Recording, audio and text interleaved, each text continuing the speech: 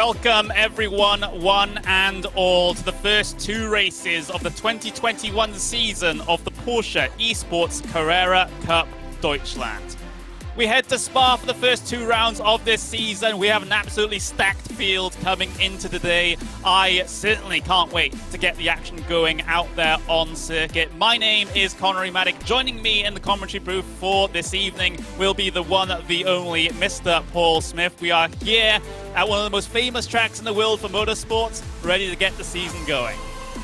Certainly are. I'm really looking forward to this race. Always plenty of action happens around this circuit, especially with these cars and with how close these drivers are in terms of skill levels. Should be a cracker. It should absolutely be amazing. And of course, our qualifying procedure into this series is a little bit different to most league racing, most even esports racing, or even esports generally, where every single driver has to qualify into this race through a whole week-long qualifying procedure with the time attacks, with the leaderboards. So we might see different names coming to the front. We might see different names on the grid for each race of this season, depending on how drivers do during that qualification process. Yeah, the pressure's on for all these drivers here. You can't just sit back on your laurels and think, oh, well, I got into week one, I'll be able to get into the rest of the championship. That's not the case here. You have to qualify week after week to get yourself into this championship. It's one of the many challenges of this championship. Yeah, of course. And of course, we have some challenging circuits as well. Of course, we start off here with the first two races at Spa-Francorchamps. Then at the end of the month, we head to Autodromo Enzo e Dino Ferrari.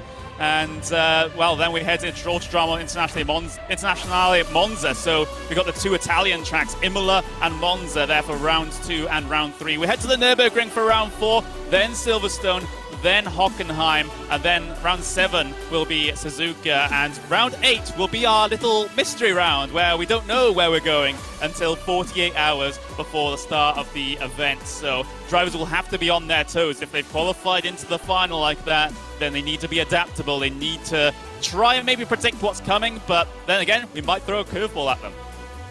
Yeah, absolutely. I mean, a couple of those tracks that really stand out for me is Silverstone and Suzuka. Suzuka, I've not seen that on one of these calendars for a while, so that's going to be a real treat at the end of the middle of September. So yeah, one to look out for there. Yeah, this is a great calendar. It's a great challenge of these drivers' ability to be able to race across various different styles of tracks. Of course, various, different disciplines in a way, as well, in a way, because you've got, of course, the long straights, the very simple nature of Monza, but then you have the tight, twisty nature of Suzuka towards the end of the season, for example. Here's the points, here's the prizes. Every single race has the exact same point structure because we do not have a reverse grid coming into this one. So that's going to be the situation there. Each race, 30 minutes, going to be the exact same. So that's why the points are the same across all the races. And of course, prizes for the top 3 at the very end of the season. 12,000 euros to first place. Second place gets 8,000 euros and third place gets 5,000 euros. So a lot of money to play for here, Paul. Plenty of money to play for, and plenty for these drivers to fight for. That's for sure. And really, the drivers they're going to be under pressure. It's not a small amount of money to win, is that? And really, these drivers they've got to be on it. There's not that many rounds of the championship either, so you've got to get points wherever you can as soon as you can. And yeah, that's the real challenge of this series. Yeah, let's just talk a little bit about Circuit Spa-Francorchamps then, because of course it's, like I said, it's one of the most famous racing tracks in the world. A huge part of the Formula 1 calendar, for example. And of course, these Porsches race here as well. So a lot of history behind it. Of course, it's been in a bit of trouble in recent times over the past couple of days because they had some flooding. But unfortunately, there's no such thing here in the iRacing service. So we'll be safe from water, I suppose.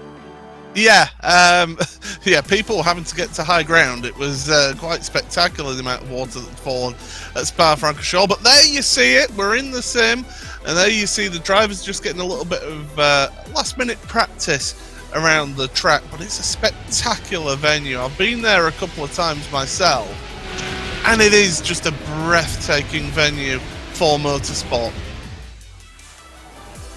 Yeah, of course, and of course we got our drivers practicing out there at the moment, just getting their laps in, making sure that they're all set and ready for both qualifying and indeed race number 1 here today. It's going to be a fantastic event, I get that feeling. We have a lot of drivers out there that are very, very competitive out there indeed. This is the car that will be using the Porsche 911 GT3 Cup car.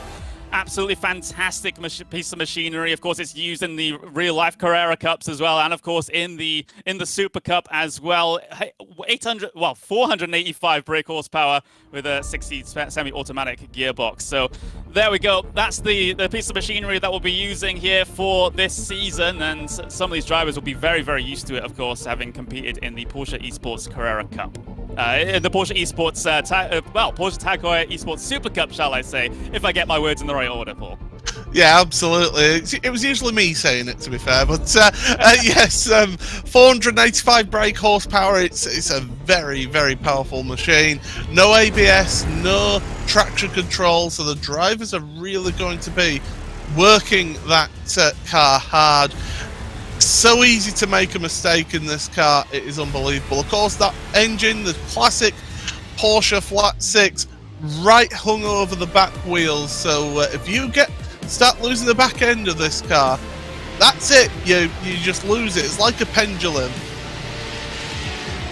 Yeah, it is. You know, that rear engine just swinging right around, like you said, like a pendulum. So it can be a little bit nervous sometimes, especially on the brakes coming down into some of these high-speed, these heavy braking zones, where if you just get it a little wrong, you can just send the car around, or in worst case, lock up the brakes, go straight on. But these drivers, I get the feeling, will be experienced enough to be able to deal with all that is ahead of them. Of course, they had to go through the qualifying process to get onto the starting grid here today.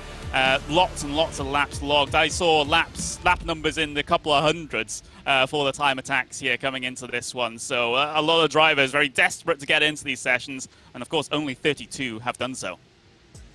Yeah, they're all really desperate to get in this one. It is a prestigious championship, and it's one that these drivers will be testing themselves against some of the best. I mean, you see some of those names up there on the timing screen, as you say, have been involved in the Porsche Tag Heuer Esports Super Cup in the past and various other major championships. So it's not going to be easy for people out there. It's going to be tough, hard, intense, action-packed racing. It's going to be tremendous, and you never know who's going to quite come out a winner here. You never quite know. I mean, you're having a look at some of the names on the left-hand side of your screen there. You have Maximilian Wernicke, who has always been a force to be reckoned with in the Porsche Tag Heuer Esports Super Cup. He's in that Porsche 24 driven by Redline car. You'll see a few of those out there here today. Redline really putting up the numbers as a team coming into this competition. So Wernicke will have friends out there, which is always very, very nice to have indeed. You've also got Patrick Holtzman, for example, out there, also a competitor in the Porsche Tag Heuer Esports Super Cup. Diego Pinto is there as well, so a good couple of names that a lot of people will be familiar with in the top level of sim racing here on iRacing. Yeah, I mean, Diego Pinto, it's good to see him out there. It's great to see Enzo Benito as well. Haven't seen him in a Porsche for quite a while, so it's good to see him back in the car. And yeah, he's really going to be pushing on and seeing what he can do now against these drivers, because, as I say, he's not been at the top level in the World Championship Series for a little while, a couple of years. Yeah, he has, and well, trying to make a return to the top level of competition here this time in the Porsche Esports Carrera Cup Deutschland. Remember, this is a pretty long season in the grand scheme of things, at least in sim racing. We'll be racing on and off until the 17th of October, which, Paul, I think you might know this, happens to be my birthday. So I think I'll be commentating on the finale of this on my birthday, which I don't think you can think of a better birthday gift for me in that respect. But we've just got less than 10 minutes of practice left. And of course, you know, drivers just getting themselves used to how the track conditions are out there. Let's have a little look at the track conditions, in fact, because we've put the date of the race in the simulator to the same date as today, but practice started at 12 noon. So that's the current temperature conditions out there. 22 degrees Celsius in the air, 38 degrees Celsius on the track, partly cloudy conditions. So it might get a little hot, it might get a little slick out there. That temperature might rise a little bit before we get the start of race one. So drivers might have to be a little bit conscious of the tyre situation. Yeah, and especially in a half-hour race, you think, oh, a half-hour race, it's not actually that long. Well, the thing is, you've still got to look after your tyres in that time, because you generally find that those that can look after their tyres the best throughout a race can really push on towards the end of the race and really challenge for changing positions. So certainly will be a little bit of a challenge. I mean, it's not the worst track temperature I've ever seen before here, but certainly it's going to be a little bit toasty. Yeah, it just puts that little doubt in the driver's mind about, oh, maybe I do have to look after the tyres a little bit during these races. Of course, it's not that they're going to go off completely by the end of these races. They are only 30 minutes long, and the tyre life in these cars is a little bit longer than that. But again, it is just a thing that the drivers have to think about. You know, one driver might have been able to save the tyres a little bit more and is able to go for positions a little bit later on in the race compared to someone who has not taken the same amount of attention or put the same amount of attention towards their tyres. Remember, we will have live race stewards in this event as well. They'll be having a look at, in particular, track limits coming into this one. The drivers have been told that the curbs and the white lines denote the track limits here in this one. Of course, iRacing might give drivers an off-track instant point anyway, and the stewards have told them, well, that's your responsibility to make sure you are underneath the instant limit here of 17 per race. Yeah, track limits is is a well-discussed thing around here. Is that, and it's somewhere where it's something that can really be an issue. There you see one of those spots at Stavolo, Campos and Stavolo, running out onto the AstroTurf like that. That's not, strictly speaking, to the rules of the regulations of the series, allowed. Yeah, everybody's doing it in practice. Well, they can keep two tyres on that red and white, though, because that is the curb. So the definition see, I would be much more strict than that. I would be much more strict than that for myself, but that's just me being a stickler for track limits, that's for sure. Well, as long as the ruling is consistent, I don't think the drivers will really complain. And once they've been told what's good, what's bad, what will be fine, and what will give you a penalty, I think everyone, as long as they play by the same rules, we should be absolutely fine. But then again, it becomes the interesting issue now. It's like, how do you ration out those 1Xs? Because sometimes the stewards' track limits and the iRacing track limits might not match up. So you might be okay in terms of track limits as far as stewards are concerned, but it might not be okay as far as the iRacing system is concerned. And with a 17 instant point limit here, that can be a bit of a problem at this circuit. I'm sure everyone knows who's raced on iRacing before. I mean, whenever I've raced in a series around here, I've always really sort of tried to save myself as many instant points as possible, keep myself involved in a battle, but just be cautious in that first half of the race. Then the second half of the race, you can be a little bit more liberal with the use of your instant points that are available in the iRacing service and use them up, so to speak. When it's a series like this, which is a private championship where it's not affecting your safety rating, you will see a lot of these top drivers do that sort of thing, go right up to the limit of the instant points, but not over it. Yeah, just an example of track limits there. That Urano Esports car pushing wide out of Jackie X corner, well, that would be abusing the track limits here. And same again there, because he didn't keep his left tyres on the red and white curves. So Nicholas Laubisch has to be very, very careful about that, because if he does that a few too many times during the race, then the drivers will pick up on it.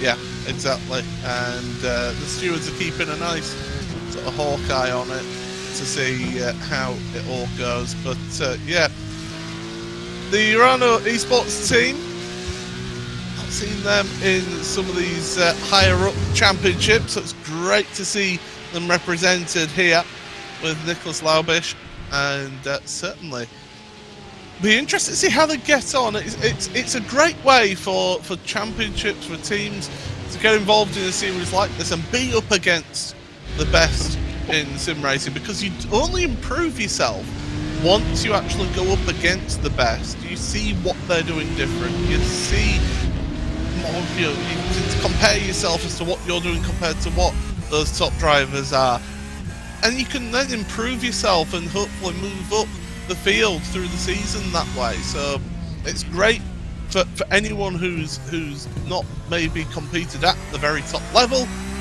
to have that impetus and to be able to compare themselves.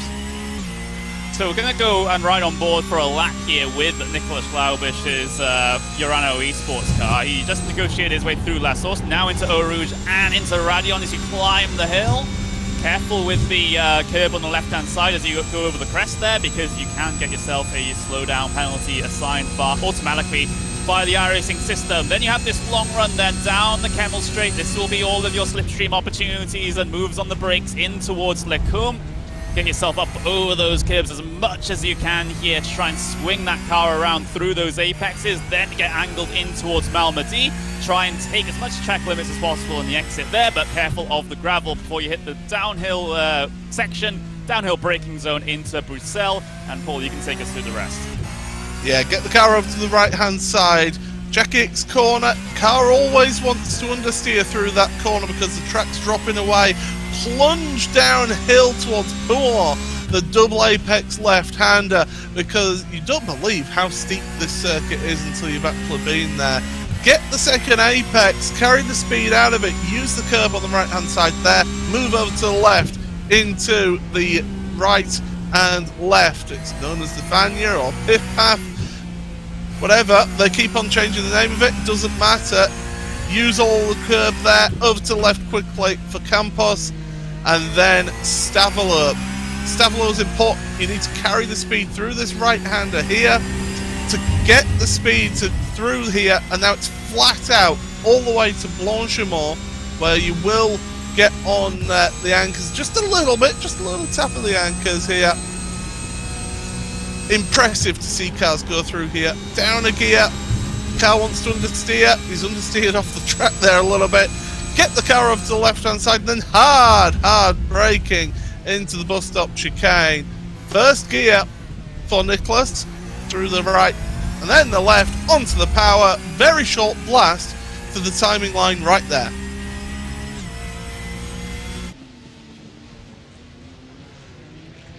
Helped a little bit by a bit of the slipstream there over the course of the lap, but a great little lap there from Laubisch. Pinto going up to P5 here in practice as well. So yeah, we usually can't read all too much into practice, because of course some people might have drafts, some people might not. You know, some people might not be taking practice as seriously in terms of qualifying laps as others, but maybe we can start to see some signs. Of course, Bernecker, we were always expecting Bernecker to be crazily competitive here. One thing that surprises me though, Dino Lombardi up into P2 here in practice at the moment. Yeah, good to see Dino up there in second, giving a good showing.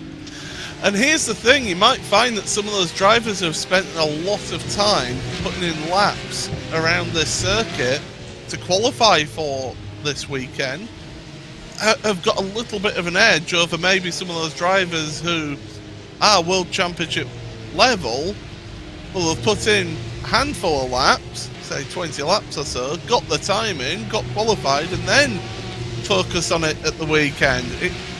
It's an interesting dynamic. Those that have put the time in should be a lot more consistent than those who've maybe put in less time, less laps, not feeling quite as confident.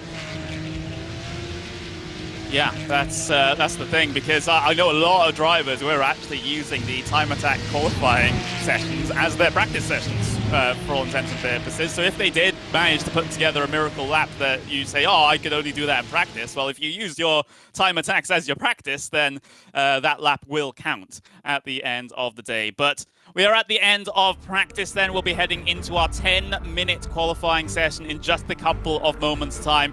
Drivers will be all alone out there qualifying. They won't be trying to jostle position or track position or draft with each other. It's just them versus the track for 3 laps here today. And, well, we're just a couple of moments from sort of seeing where everyone stacks up in relation to each other outside of a time attack setting.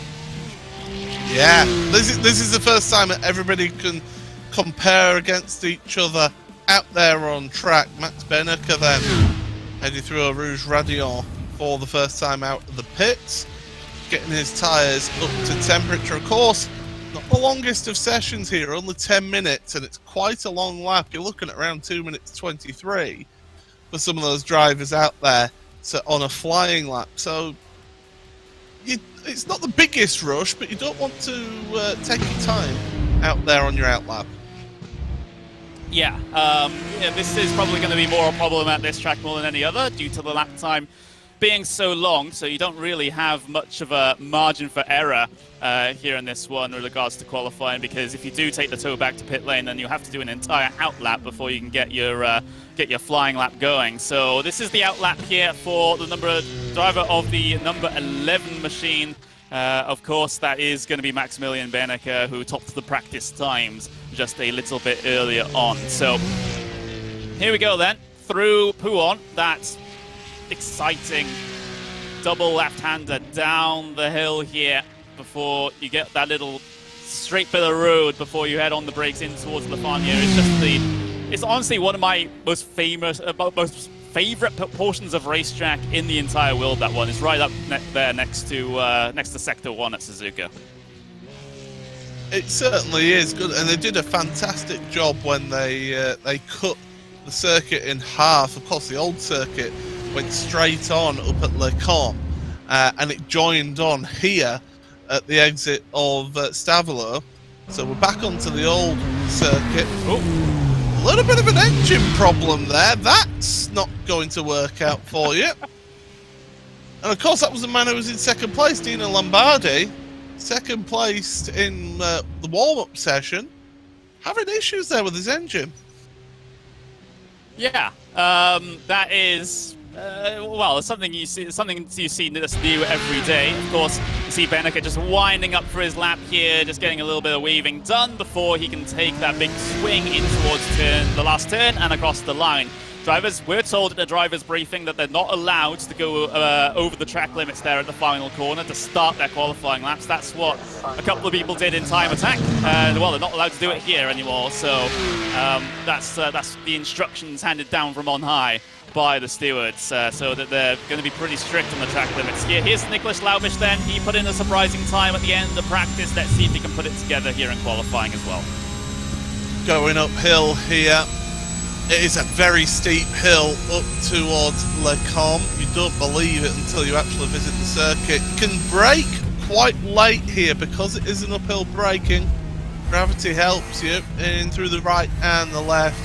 Laubisch, keep it over to the left. Don't touch that curb on the left-hand side on the entry to Malmedy. It can unsettle the car. Keep it on the left-hand side here into Bruxelles. And Laubisch holding his line. You sometimes see that the second lap is the quicker of the two laps for these drivers because the tyres. The start of the lap here might not quite be up to temperature and pressure, although on a track this length, it does actually lend itself to you being able to qualify a lot quicker at the start of the first lap. Through Pouhon, not really challenging the outside curb in the middle of the corner. Fagna or Piff Paff, whichever way you call it. It's quick chicane into the powered. Watch it, careful on the corner exit there because you can get an instant point. And this is looking good so far here, Connery, for Laubisch. Looking pretty good. It's pretty tidy so far, I would say, for Nicholas. It's there wouldn't be a bad qualifying lap, I don't think, by the end of this one. But of course, we're still waiting for the first flurry of times to come through here. These will be the driver's first flying laps, and it's so important to get a banker here, get a baseline lap in that you can build off of for the final couple of minutes of the session. So that's the overall objective for a lot of drivers here on this first lap. Certainly the objective of the Urano Esports car of Nicholas Laubisch, and he heads his way across the line now. What sort of lap time was it from Laubisch? I don't think it was a valid one. So we can see on the left-hand side. Yeah, we can see on the left-hand side there, the times coming through. Beneneke and Vecchio, Holtzman, Dambeat, P1 through 4. How about that, especially for the red line guys? Enzo Benito, 5th as well. Don't miss him out. Yeah. As Carlos Fenalosa as well up in 6th place. Here's a 20 car of Fenalosa then. He qualified last year for the Porsche Carrera Esports Super Cup for the first time. Didn't have the best of times in that season. So now here's a chance for himself to really reset and get a good run in the Porsche. And looking good in that Logitech Altus Esports livery. Yeah. Altus Esports have a couple of representatives in this one, at least looking through the entry list and seeing all the liveries that had been submitted for this one. Of course, Fenalosa heading his way out of Bruxelles now with his best time, 1:23.822. 6th place in the qualifying order at the moment. Still lots of room to improve though, because you can see that Beneke is actually about 5.5 tenths of a second faster than him at the moment. So there's a lot of space there inside the top couple positions for other drivers to find some time and slot themselves in. Now this is where you've got that interesting dynamic of how they do things, because some have taken to the pits and are trying to then come out on a fresh set of tyres, where someone like Fenalosa is just out there on that same set of tyres, a second lap. Not quite working out for him at the moment. Now those that did go into the pits, they will be in a rush against the clock to be able to set the time, because of course in this type of qualifying, once that clock reaches 0, that is it. You do not get to finish the lap that you're on. So even if you if you follow other championships, well, that was definitely not going to count because he's gone all 4 wheels off of the curb there for Fenalosa. But if you've watched any other form of motorsport, or even the Porsche Super Cup, Porsche 1 Super Cup in real life, and see their qualifying, they've got the ability to start their final lap and finish the time even if there's a second remaining. Here, as soon as it strikes 0, that's it. So one of the Porsche 24 by Redline cars pulling out of the way, well, not out of the way of anyone, but pulling aside down the pit straight there to take the tow back to the pit lane. And of course, they won't be able to do another outlap and get another flying lap in. So that is going to be qualifying session done there for Maximilian Beneke. Same with Dan Beats as well there in P5. Here's Diogo Pinto though, the 1-2-1 car. This is the driver that came top in our time attack qualifying, and 3rd currently in the real qualifying for the races here. So we know for a fact that he has the capability to put that car on the top spot. Pinto is quite an aggressive driver as well in races, so expect him to make some moves in this car as he's coming downhill. I don't think he's actually improving on his times looking at my time screen. He's certainly not set a personal best in the first sector here, so he's just trying to get a final lap time in here, but I don't think it's going to be an improvement. I think that first lap was the prime lap for the tyres here today with the conditions. Yeah, it certainly seems like the case. These tyres can be quite sensitive as regards to what the perfect operating window is, what the perfect temperature, perfect pressures are to be able to go fast. And of course, you know, towards the end of the 3 flying laps here, if you do them all one after the other, then the tyres are kind of past their absolute prime at that point. So yeah, it's something drivers should have played around with in practice, and should have just kind of tried to find where exactly they needed to be with regards to the tyres here on the qualifying laps. But Diogo Pinto, 53 seconds left remaining in this session. He'll head his way through Blanchimont here for the final time in qualifying. and then look to go heavy on the brakes in towards the bus stop. He will be able to get this time in, but it's just a matter of what the time will be. It's a 2:23.431 is his personal best. Is he able to go better? Is he able to challenge the top 2 cars? Across the line he goes. A 1:23.612 is not going to be enough. A good couple of tenths of a second shy there, and all of a sudden, that is the end of qualifying here, Paul. Yeah, really interested to see how that qualifying panned out, and yeah, this is going to be a very interesting start to this race. Here we go. Here's our starting grid for race number 1 of the Porsche Esports Carrera Cup Deutschland. Maximilian Bernecker, pole position, and it's a Porsche 24 driven by Redline front row lockout with Gianni Vecchio in P2 as well. Diogo Pinto P3 with Patrick Holtzman P4. Christopher Dambeat P5 makes 4 Redline cars inside the top 5 positions, or 6 Redline cars in top 6 if we include Enzo Benito there down in P number 6. Tim Matska in P7 with Alexander Tiber in P8. Carlos Fenolosa P9 with David Williams in P10 for Coanda. Ricardo Rico P11 and Ricardo Ferreira for Anage competition there in P12. Andre Martins from Yasheet in P13. Carlos Dieguez in P14. Yannick Lapchan P15. Keanu Bushman P16. Jimmy Antunes and Dino Labati will round out the top 18 cars. Alberti, Laubish, Scrivens, Erang, Wagner and Valero will bring things down to your P24 spot. And then those drivers at the very back of the starting grid here today: Alfredo Mallo, Daniel Muth, Alessandro Pruzzi, Simon Amosa and Dylan Ledoc there in P29 as your final starter. Final start of that set of time though, because our actual last row of the starting grid will be Adam Volkovic and Sergio Ferrario, as 31 cars will take the start here today. Everyone getting themselves the gridding procedure underway there on the Grand Prix pits here at Spa-Francorchamps. Of course, we had the option to start on the way down in towards Eau Rouge and Radion using the classic pits as well, but I think it would be a little bit more chaotic doing it this way around as opposed to that particular option. Drivers getting themselves ready then. Well, they're almost entirely ready. We are just a good handful of seconds away from the very start of this event. As the start of a new season in the Porsche Esports Carrera Cup Deutschland. This time on iRacing. It's just about to start here at Spa for race number 1. The engines come alive before we go racing here at Spa-Francorchamps. And there we go as they all roar by the starting camera here in towards La Source for the first time. Big battle for P3 though, as we see a good couple of cars. That's Diogo Pinto on the inside of Gianni Vecchio trying to rob P2 away in the early running here, but Pinto hasn't got the run of speed down in towards Eau Rouge and Radion this time around. He'll have to surrender position. You can see Patrick Holtzman in the back of shot with Christopher Dambeat also following in line. There's someone had a massive off there through Eau Rouge and Radion. I didn't quite spot it, but there was a whole bunch of smoke. It's David Williams and Carlos Fenolosa, and I feel Ricardo Rico as well has been involved in that one. They were going 3 wide. Yeah. Well,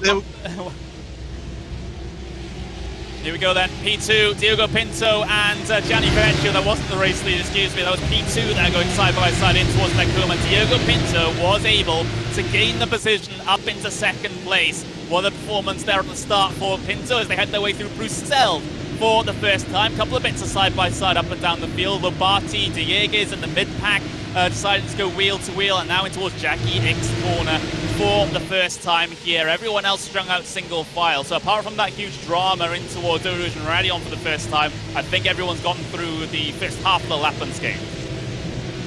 Yeah, so Pinto, I said he's quite an aggressive driver whilst we were in qualifying. Well, he certainly showed that, being able to get ahead of Gianni Vecchio. Don't count out Gianni out of this one. He's going to be playing that patient game, that's for sure. The question is now, can Pinto get with and pass Max Benneker? That's a good question here. Is Max going to try and drive away at the front of the field? Get some help from his teammate, because he's got an absolute ton of them.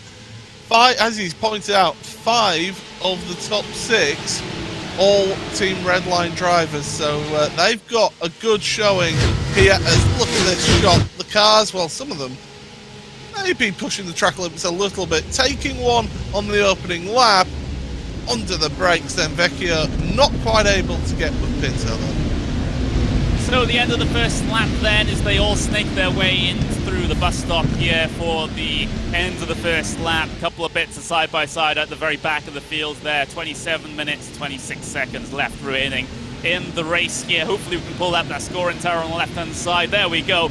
Maximilian Bernecker leads with, from Pinto, from Vecchio, from Holtzman, from Dambeats. That's your top 5 cars here today. Benito in P6, Tiba in P7. So it seems like Team Porsche 24 by Team Redline is a force to be reckoned with here in the early runnings. They've got a massive handful of their cars at the very front of the field. Pinto's really the only one that's mixing it in with them. Yeah, he's the lone wolf in all of this. He's got the slipstream. And this is what you're going to see with this car. Up the Camel Straight. You don't want to be too close when you're going through Eau Rouge and Radion, but then getting the run up over the top of the hill, using that slipstream up the hill towards Le Combe, and that will help you in this race. We will see changes of positions, that's for sure, but definitely Pinto's got an opportunity. The question is, does he wait or does he just go for it straight away? That's a big, big question, especially this early on in the event. But let's take a look back then and see what happens. Oh, boys, come on. 3 wide into Eau Rouge on the first lap. What are you guys doing? Big, big impact there for the number 20 Altus Esports car of Carlos Fanalosa. David Williams was also caught up in that as well. Yeah, I don't think that was a great idea from any of those 3 to do that into Eau Rouge for the first time. Second corner of the season, you're going 3 wide into it, and it's known to be dangerous. That's a little bit suspect. It takes a brave person to go 2 wide through Eau Rouge into Radion, but to go 3 wide, 3 into 1 just does not go at that corner without compromising each and every one of you substantially. So that goes to show that maybe it was a little bit of bravery or maybe a little bit of stupidity. One of the two. It's your choice as to which one it was. Yeah, well, of course, the stewards will be having a look at that. Under investigation is the car number 20 and the car number 51 on the first lap there. So that is the Carlos Fanalosa and number 51, Ricardo Rico, currently under investigation for lap 1, turn 2. So that was the incident that you saw. But given how most of those cars didn't come out unscathed in terms of that one, I'm not sure what would be appropriate punishment, to be honest. But we're running on board with Alexander Tiba here. You can see the view of him working at the wheel with his Team Redline shirt on.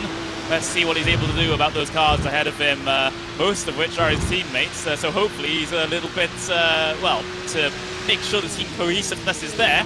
It doesn't pull off any rash moves. But here comes Diogo Pinto then to the inside for the race lead. Bernecker is able to hold on, but Pinto isn't afraid to show the nose into these corners. Yeah, it was that slipstream up the Camel Straight. It's the favourite overtaking opportunity for these drivers in this car to get that run out of Radion and up the hill, up the Camel Straight. So that is the best opportunity for these drivers out there to try and get a move out there. You can make moves elsewhere. Into the bus stop chicane is another favourite as well. But using that slipstream, using that draft really is the best opportunity for them out there. And that's what Pinto's doing. He's showing his nose and he's saying, look, Max, I'm sticking with you. And I could make a move at any time. Yeah, and these races are, well, relatively long in the grand scheme of things, at least from what we're used to seeing in these Porsche events here on iRacing. So, it's basically 2 feature events from the Super Cup, right? You're well known for commentating on that one, Paul. It's basically doing that, but twice. And these drivers, a lot of them will be used to this. I mean, this for me, in the world of motorsport, this is a sprint race anyway. 30 minutes is not anything but a sprint race, really. So you've got to be on it from minute 1 to minute 30, and you've got to bring that. Now, one thing that has happened here, Enzo Benito And we'll see a replay this is up at Le Com. Got his line wrong, got his braking wrong, locked up a brake, drops down a position, so he's down to 7th place now. Alexander Tiber has moved ahead of him, and in fact they've got a little bit of a gap. So it's the front 5 that have got a gap. Now Benito's under pressure from Martins and Matzke. Yeah, so Andre Martins actually looking slightly to the inside there, going through last. So someone's around at the hairpin. Who's that? As they'll try and get their car going. Yeah, that's Keanu Bushman from Maniti Racing. Careful with the rejoin into traffic there. I know he wants to try and defend the position, but the stewards will be looking at rejoins here in this one. I'm just trying to see what exactly happens, though, into last source. I think Bushman might have just lost it all on his own, in fact. Here's the race lead. Pinto to the pointy end. He gets the overtake done on Berneke. Is there an opportunity back here through Lacombe for Berneke? No, there is no opportunity as Pinto leads this race now with 22 minutes left. I don't think Max will be too panicky, though. I think he'll be quite happy, actually, to not be punching a hole in the air for the rest of this gaggle of cars to be able to do. So he'll sit behind Pinto, keep the pressure on, keep him under pressure, because Pinto, as I say, he's quite an aggressive driver, can be prone to 1 or 2 mistakes as well. Here's Bushman, loses the back, half loses the back end, and then gets tagged round for extra measure there. Yeah, that's a single driver error that's kind of collected someone else in that one. So we do have news that we do have a drive-through penalty for car 20. Carlos Fenolosa, the Altus Esports car that was involved in that early incident, a drive-through penalty for causing the incident, the 3 wide, in towards the Eau Rouge section on the first lap. But they've taken the tow back to pit lane, so I doubt they're even going to be able to get out and serve that penalty. But remember, you do have a penalty point system here in this series, just like FIA Super License points. You do get points on your license, for instance, like that. So that'll be at least 1 or 2 points there for Carlos Fenolosa in the first round. Also, national motorsport licenses, you get points on your license as well. It's not much like if you're a driver and you get caught speeding, then you get points on your license. Here we go, Alessandro Putti, and what's happened here? Nose on the inside, gets helped around. Well, he's kept it going at least, but he's fallen down to 30th place. Yeah, kept it going with a little bit of help from his friends there. As here comes the race lead. Berneke swing out very, very wide through that slight right-hand kink coming down the classic pits towards Eau Rouge and Radion. He now has to carry the speed all the way through Radion. Careful with the off-tracks and the slowdown penalty that you can get across the curb there. And now look to try and maximise this slipstream on the way in towards Lacombe. Here comes Berneke, he finds the inside line. Pinto won't block him all the way, but Berneke is not significantly alongside just yet. Goes deep on the brakes into the braking zone, but no opportunity for Berneke to try and get himself by. So Pinto managed that situation quite well. But did you notice Berneke, when he was coming from La Source down the hill towards Eau Rouge, he deliberately got out of the slipstream.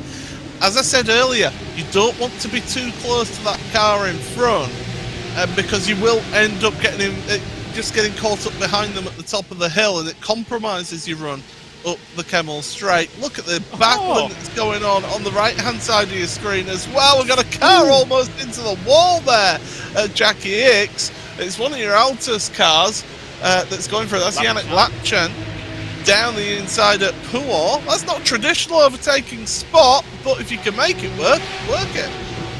Yeah, this is the battle for P11 that you see on your screen right now. Side by side behind between Lombardi and Scrivens. They'll fight wheel to wheel through Lefagna.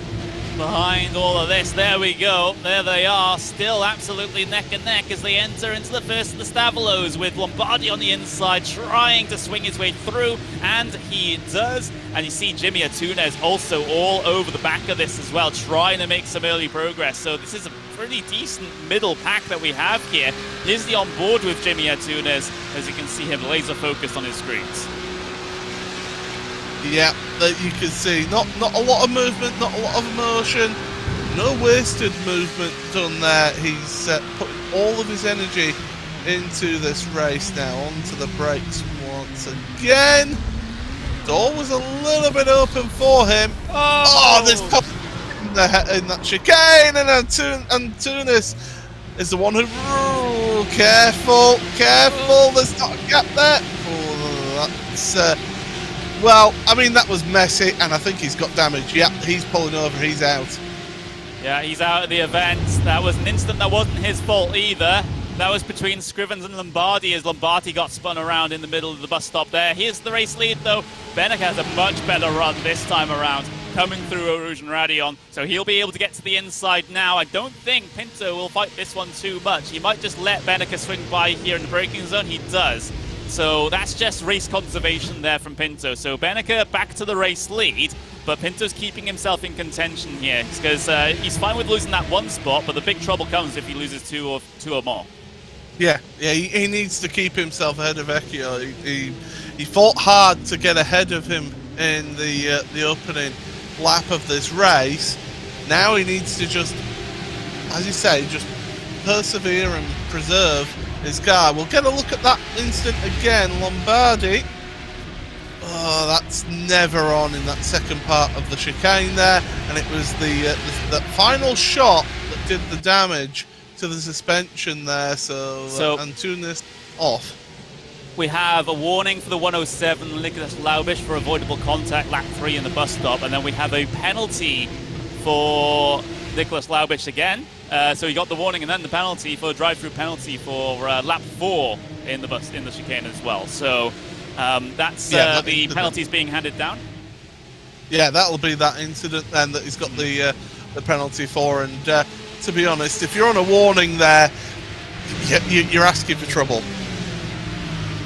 Yeah, and it seems to be a similar sort of problem as well. He's got caught by twice by the race administrators. So, yeah, you gotta be conscious of the fact that there are live stewards overseeing the action here today. And if you do make a mistake or if you do make a deliberate act to try and move someone out of the way, then you will be punished. So you do have to be careful. There's no such thing as well. There is still technically a post-race review, but we'll try and get most of the penalties and protests done in the race if we can at all help it, because we don't want to be editing the results after the fact. That's one of the things I hate. As Laubish, he comes in for his drive-through. Yeah, get it out the way. Just get it done, get it out the way. Give yourself as much time as possible to then try and claw back anything at all, although there won't be anything to claw back for him because he's dropped all the way down to last place in this race. As well, Pinto, he's just staying on the racing line.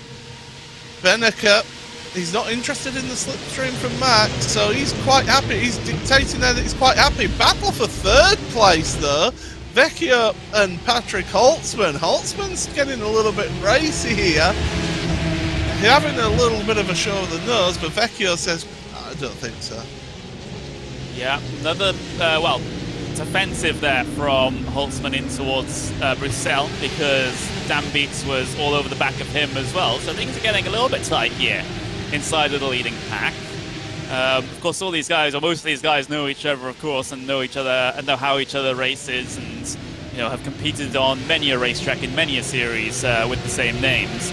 Meanwhile, back in the mid-pack, shall we say, here's Daniel Muth. He only just about got himself qualified in due to drivers ahead of him on the leaderboards pulling out of the competition last minute. So he's done very well to get himself prepared and ready for this race, running in 21st at the moment, which is not too bad in the grand scheme of things. You can see him, he's running in VR as well.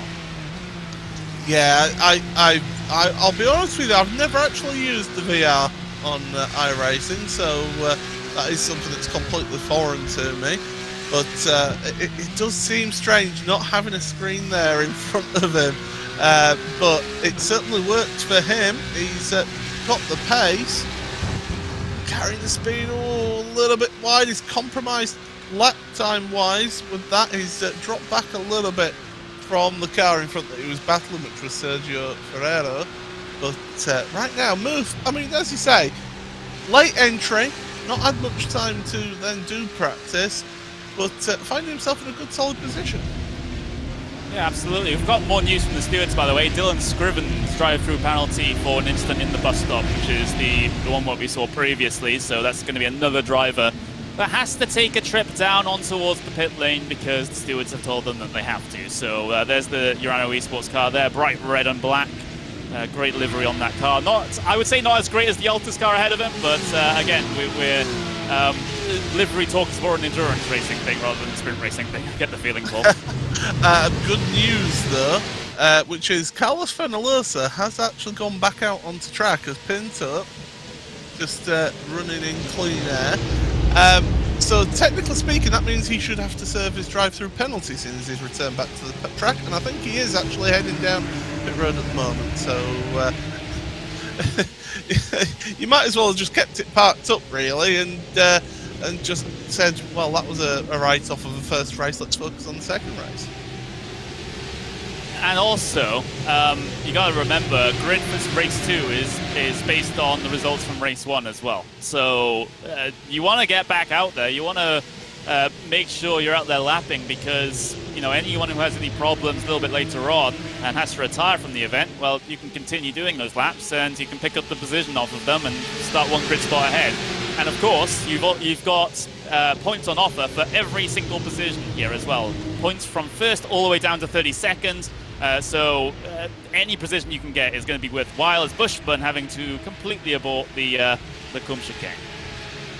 It's a good job they've got all of that asphalt down there in the middle of Le Con, and it certainly helps those drivers be able to abandon that. So a lot of runoff there for the drivers to use, but we're getting in towards the final third of the race. I've got to wonder here, Pinto, when does he make the move? Because he doesn't want to make it too early and give Max then the slipstream for the end of the race. But then, do you risk it on the last lap when Max is going to be super defensive and risk not getting past in the end? A little bit of a scrap between, I believe there was Matska and Benito there, a little bit deeper in the pack. So, yeah, that might be a bit of a concern back in that second train, I would say, as this is the first one. 1, 2, 3, 4, 5, 6 cars strong, just about, on the way in towards the Eau Rouge and Radion section for the 9th time in this event. And again, this is where all the planning happens here, Paul, because this run right here is going to be very, very crucial coming on to the final lap. Where do you want to be? Do you want to be ahead? Do you want to be behind and getting the slipstream in towards Le Cum to be able to make the pass? Right now, drivers are holding their cards close to their chest for sure. Yeah, it always produces great racing, the Spa-Francorchamps, and you always end up with a last lap shootout. That's without a doubt. Really, you like being at the front going into the final third. Controlled it at the front, which is what Max has done almost all of the race, and he did fall back a lap or two. But right now, Bennica, he's trying hard as behind, side by side. That's Tim Matska and Andre Martins going side by side because Benito's got past Matska, and now they're still side by side through Puor. Now, the car on the outside will get the run out of the corner by being on the power a lot sooner on corner exit in towards Lafagna. It's gone deep though. That's opened the door. And well, Martins is saying, okay, I'll just walk through that one. This is a great battle between these two, Andre Martins and Tim Matska, as they all just continue to scrap for this position here. Number 8 out there on circuit. They get so close to the second stablo, and here comes a runner speed here from the driver that we're on board with, Ricardo Ferreira. But he's not going to take it. He's going to back out the throttle. He's going to let these guys ahead of him go too wide. And they're going to go side by side through Blanchimont. They're going to commit to it. Andre Martins with the speed around the outside. He can't quite get clear. He stays within the track limits. It's all good right now. Now hitting the brakes in towards the bus stop here. This is a sensational battle between these two cars, and it doesn't look like it's going to end anytime soon as they go two abreast through the chicane. That's Matska getting on the power earlier with him having the outside line there. on corner exit, gives him the inside for La Source. He's now going to be compromised through here. This still absolutely at loggerheads, and finally, oh, is he quite? There's still little slightest of an overlap. Now he's locked in, but this is where you get the run. You don't want to be that close though going into Eau Rouge. You'll have to compromise your run there up the hill from Matska, but now it's worked out for him because of the mistake from Martin sliding wide, and this uphill, it's still going on, trying to get the side draft there as well.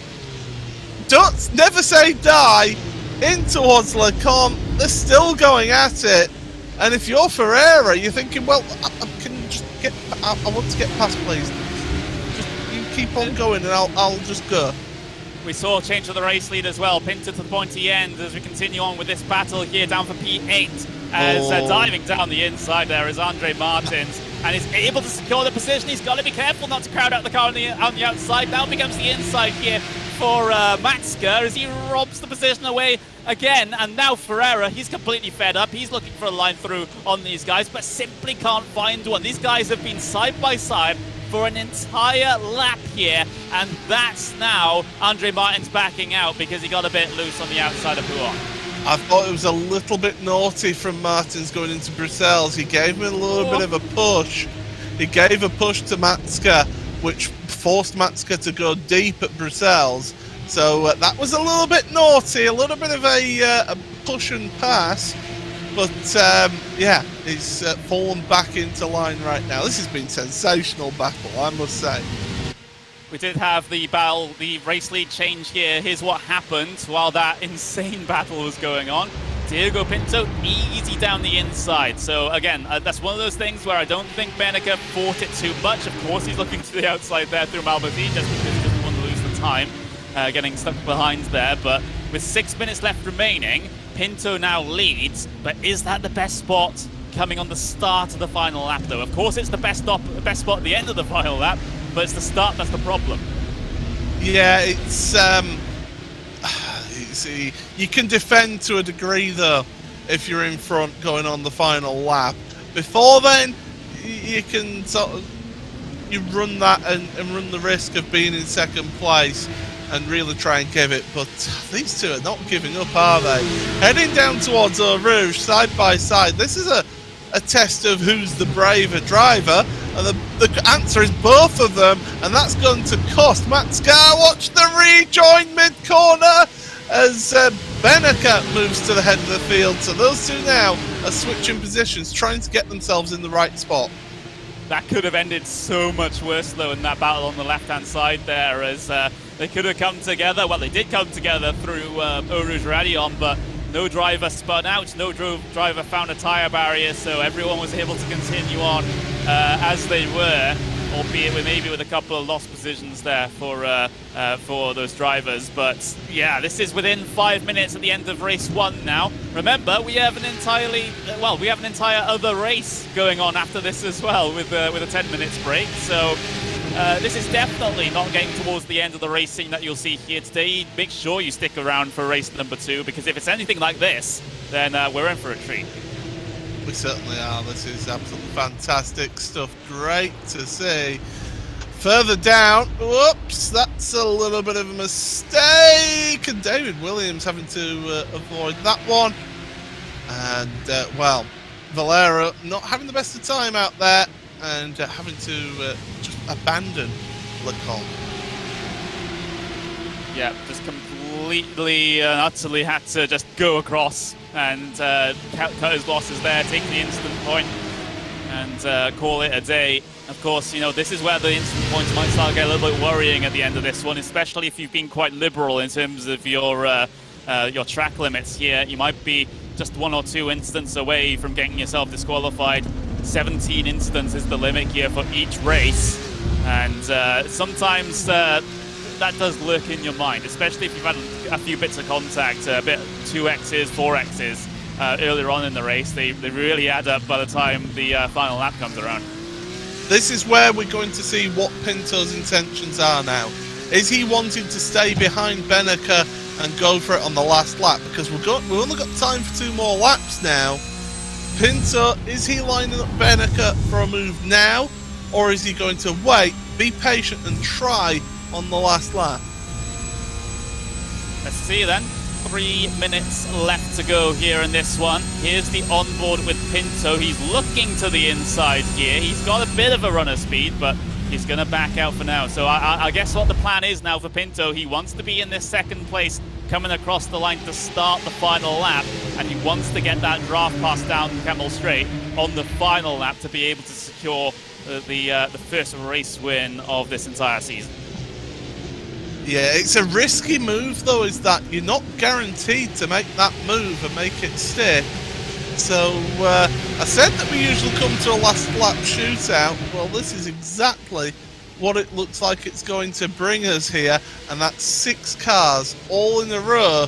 Diogo Pinto, the lone car who's not a part of Team Redline. Yeah, he's trying to fight up against all of them. He's got to be careful from behind as well, because I think Vecchio is going to make his life hell here on the final lap as well. Just, if anything, just to try and cover off from his teammate. But of course, he wants all the points possible as well, because this is not a team's championship, Paul. It's an individual driver's championship. So even though you might race under the same banner, in the end, the prize money only goes to one person. Yep, exactly. So there will be a little bit of a case of, yeah, right, it's all well and good us working as a team, but I want the big prize. I want to win this thing through Blanchimont for the penultimate time. This is where you'll see maybe a late lunge done at the end of the race, if it doesn't work. But we've got one more lap here, Connery. This should be a hotly contested one. Crossing the line with 1 minute 7 seconds left remaining. You can see Barney there at the side of the circuit waving the white flag, which in American oval racing or American racing in general, that means there is one more lap to go. That's what the iRacing system is based on here. But on that run down the hill then for the final time towards Rouge and Radion, has Pinto lined up a run here. He backed off a little bit coming out of La Source to be able to maybe give him the space to be able to have a run and have the momentum. Maybe though, he's just a little bit too far back here, coming in towards Lecum. He's closing up now, but he has to look behind him, because here comes Gianni Vecchio looking to the inside into the braking zone of Lecum. Has Vecchio overcooked it? He hasn't. He stays on the inside, but he tags Pinto. Pinto holds it. Brilliant save from the driver of the 1-2-1, but it's all a battle now for P2 as Beneke tries to run away. Vecchio up into P1. Pinto still looking for the inside, and now Holtzman looking to go the long way around at Bruxelles as Pinto just about sandwiches himself between the two of them, but that could have ended in even more tears than it did.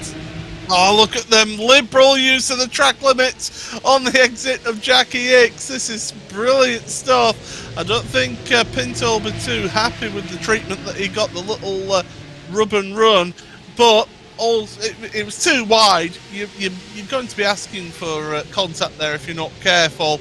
As well, Lafagna, time's running out, and Beneke is now a second clear. I think he's pretty secure in his race win. Yeah, he's got about a second gap over his teammate there in second place, so it is all the battle for second. I get the feeling, as long as Beneke can keep it on the grey stuff.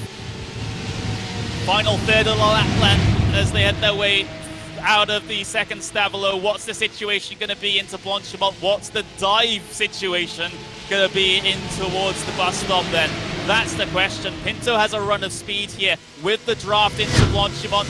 Got to keep within track limits here. Got to keep on that curb, at least 2 tyres. You can see Vecchio going super defensive, but it's a titanic fight for P2 as Pinto commits to the outside. It'll gift him the inside for the second apex. But does Vecchio have the speed off the corner? Yes, he does. He grabs P2, but ahead of all of them, it is the man of the moment, Maximilian Beneke, who wins the first race here in the Porsche Esports Carrera Cup Deutschland. Round number 1 at Spa is Max's.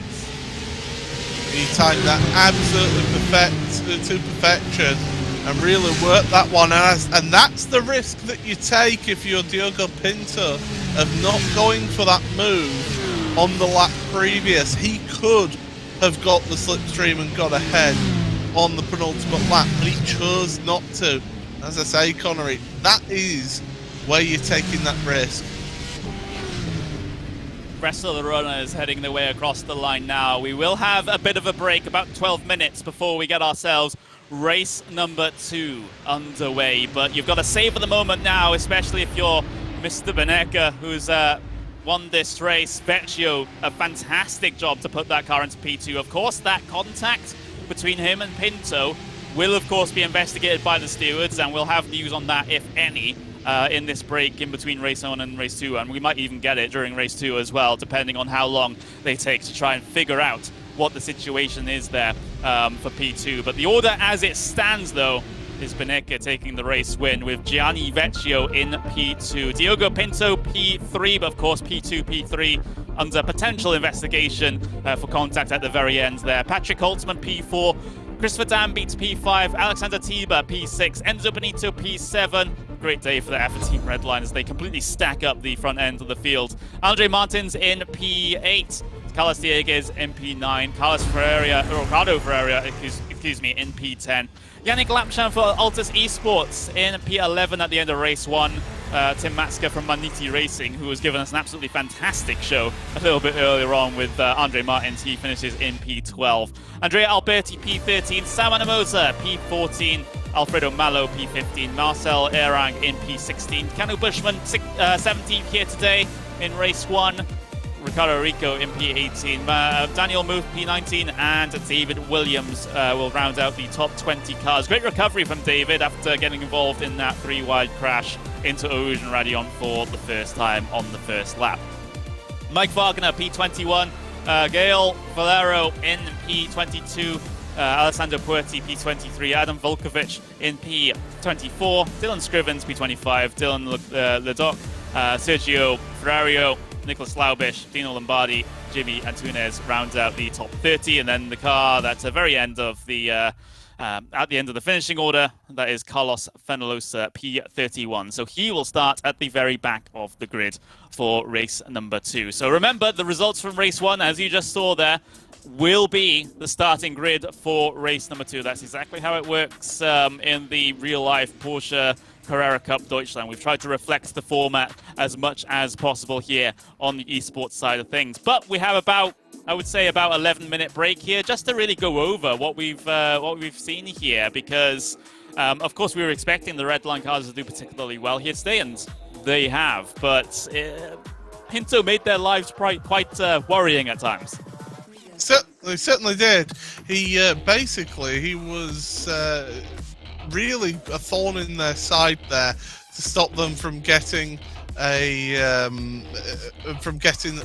just a clean run of Redline cars. So it was great to see up there. So yeah, certainly interested to see how Pinto was quite aggressive to start with, calmed down during the race. As I say, I thought it was a little bit of a mistake not going for that move on the penultimate lap, because you can always defend, or, as we saw in that race there, get the run wrong through Eau Rouge Radion, and it go from you attacking to you looking behind to defend. Yep, it really does. So that's the, it's all about the mind games here at Spa-Francorchamps sometimes. It's all about that draft, it's all about that pass that you can make, you can manufacture coming in towards the Lecombe chicane. But here are some of the highlights then. Here's the race start here with that big old battle for P2. This was so important for Pinto to have any chance at the race win at the end of the race. If he got past Vecchio here, then he was looking pretty good to try and challenge Benecca for the latter parts of the race. But we know exactly what happened. Here's that, ahead of these guys, there was that 3-wide moment down in towards Eau Rouge and Radion. That took out a good couple of cars. There's David Williams in the number 31, finding the barrier there on the outside. And, of course, it was the driver of Fenalosa that was penalized for that one with a drive-through penalty, which is why you saw him towards the bottom. In fact, at the bottom of the order at the very end of race 1. But we had some amazing battles in this one, Paul. What a start to the season. Yeah, if this is what the rest of the season is going to be like, then we are in for an absolute thriller. I said this was going to be a good race, and well, it's proving to be so as well. those drivers putting on a tremendous display out there. There we see that lead battle that was going on, and then you saw Holtzman and Vecchio. Holtzman was going, oh, I would like third place, and Vecchio saying, nah, not on my watch, sunshine. And he kept ahead there, but that allowed the front two to just pull away a little bit that time. As I say, it's a moot point that that Pinto didn't go for that move on the penultimate lap. He'll know what he needs to do in the second race now. He'll try something different out there. And, well, we just saw tremendous battling throughout the field. And this is where just things start to get checked up a little bit. There's the contact and the innocent party and all of that. Around he goes, the 18 car. And that was not good for Jimmy Artunes. And, of course, we had some brilliant scrapping in the mid-pack involving Tim Matska and Andre Martins. We mentioned it at the time, they went side by side for pretty much an entire lap here today, which is crazy and probably frustrating if you're the cars behind, just trying to find a way through. You can see they were looking to try and make it 3 wide there into Pouhon, but that is not a very good idea at the best of the times. You can see Andre Martins just tracking out a little bit too much there, having to give up on the fight with Tim Matska, but I would say that's one of the highlights of the race for me here, which is these guys, the 8 and the 46, just absolutely going at it, and fair and square as well. Yeah, certainly. Here we go then. This is what happened on that last lap. So Pinto wasn't able to get the run, and that allowed Vecchio to then get a run on him. Pinto had to go defensive there into Les Combes. And Vecchio says, well, we'll just go around the outside here. Little bit of a rub, little bit of a knock. And then out of the corner, Pinto's back end just sliding a bit on the exit of Malmedy. And that allowed Vecchio to move ahead into second place. Yeah, you can see how hard the driver of Holtzman was trying on the outside there to also try and find his way by. They have to be careful with the track limits out of Jackie corner, though. Again, if there'd been any passes, especially happening as a result of that, then the stewards wouldn't look upon that too fondly. But yeah, that's basically the situation here at the end of race 1. There's the leading pack working their way around once again here. But again, what a race. We are about 3 or so minutes away from running through the starting grid for race number 2 here. You already said kind of what your expectations are already, Paul, with especially with Pinto, in that he has to do maybe something a little bit different in this race. But I don't know what he could really do different. Not get stuck in the middle of a train of red line cars is a good start. Unfortunately, that's not really going to be an option for him. Take your opportunities when you get the chance. I think that's going to be the key for it, and I think he maybe will look at that and think, if I'd have taken that chance on the penultimate lap, I could have maybe have defended. It's not, if is the biggest word in motorsport.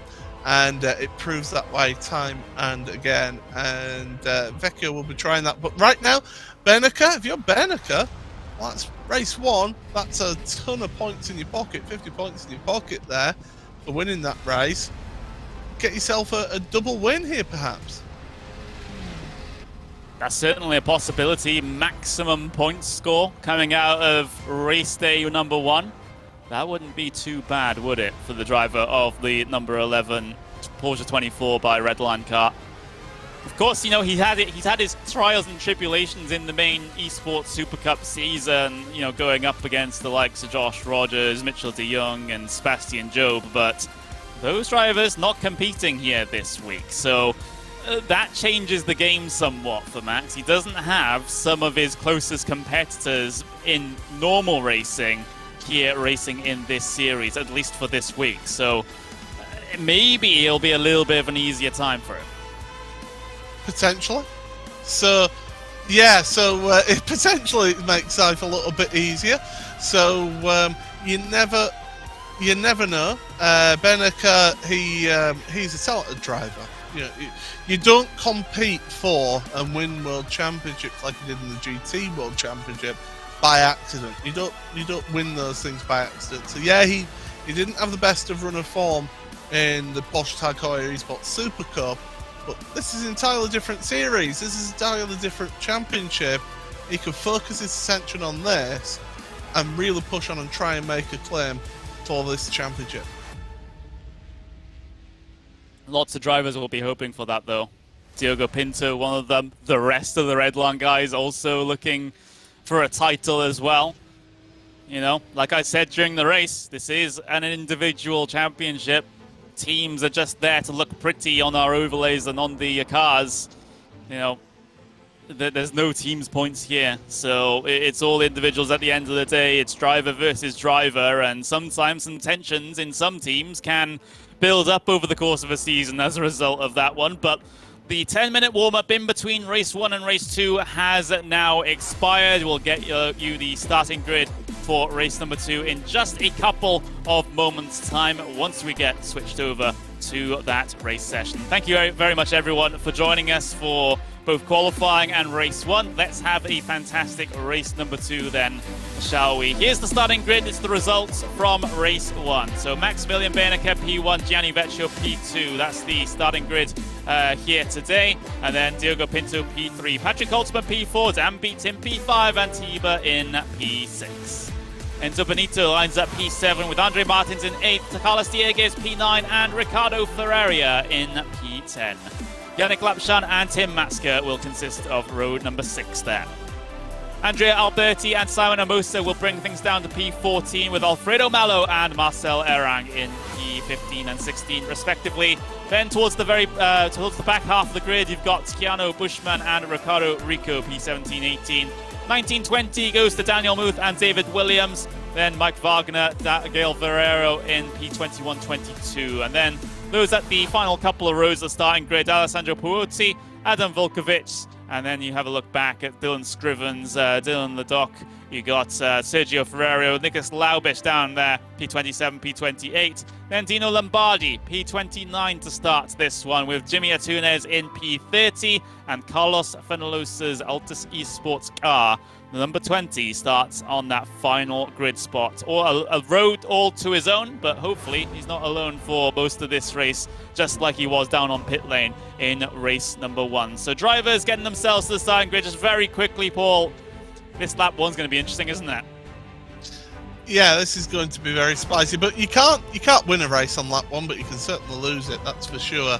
And these drivers, they know that. They won't be trying too many crazy things.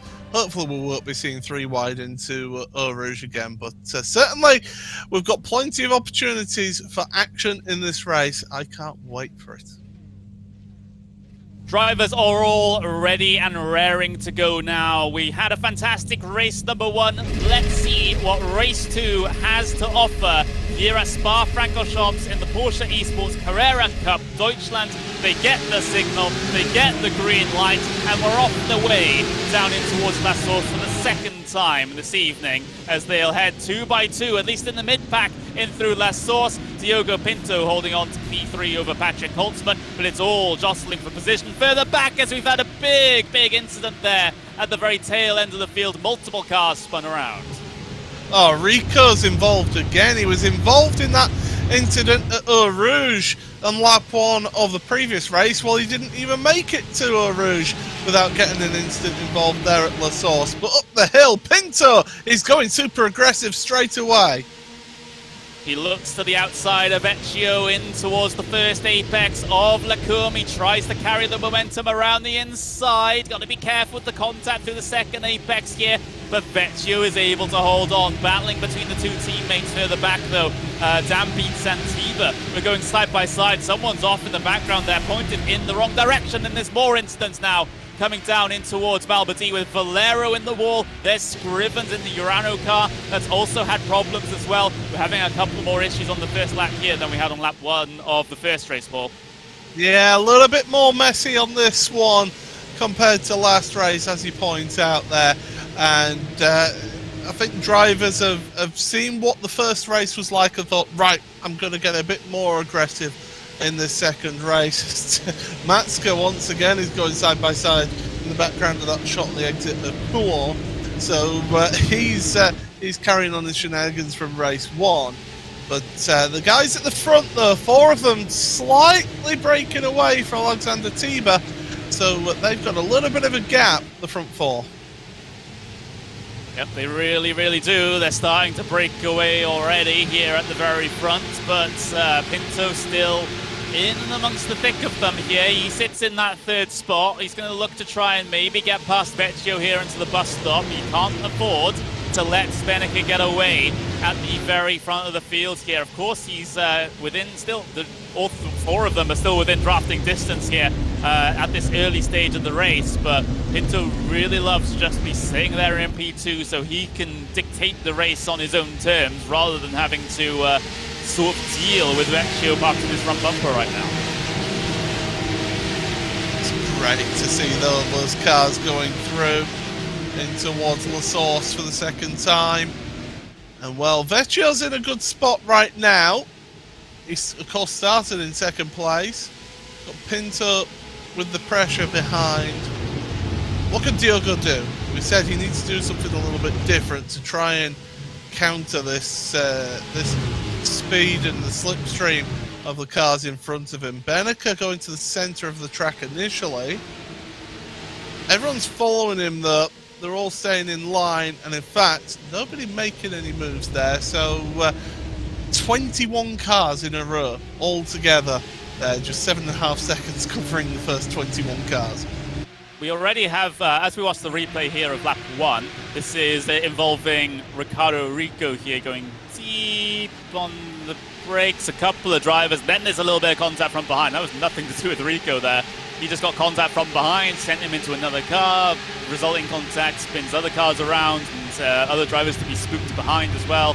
Volkovic's in it, Ferrario's in it, so yeah, unfortunate there. So that's something the drivers will have, the stewards will have to sort out. But we do have a decision come through from the previous race already, a post-race penalty. The number 61 for abusing track limits. That is Alessandro Puoti. He got a penalty for abusing track limits, lap 13 at Blanchimont. He will be put behind the number 21 car after the race. There you go. Shows that the race stewards are hot on it. They want to get involved in that one. Here's that incident then with Antunes that we saw on lap 1 up at La Source. Oh, he's just got bullied off the track there a little bit, I feel. And then Scrivens getting involved with that one as well. So those two heading to the kitty litter at Malmedy, and that drops them down to the back of the field. But leaders ending up a lap, and they're still together in this long snake of cars. Yeah, still keeping keeping each other in sight. That's just what this track really does. There's a big puff of smoke there inside of the bus stop there. Hopefully that isn't a major problem for whoever caused that one. But let's have a look. Here's Daniel Muth. Oh, just getting tagged around by the number 12 car, which is Mike Wagner. So Mike Wagner tagging around Daniel Muth there inside of the bus stop chicane.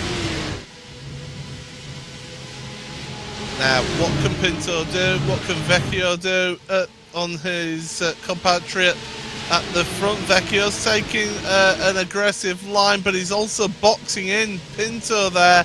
And Vecchio to the head of the field. Beneca not feeling the need to fight that one. And to be honest, with the way that the last race went, he knows, does Beneca, that he can just play that game, let the other car go in the lead. Why not? I'll sit behind you. All right.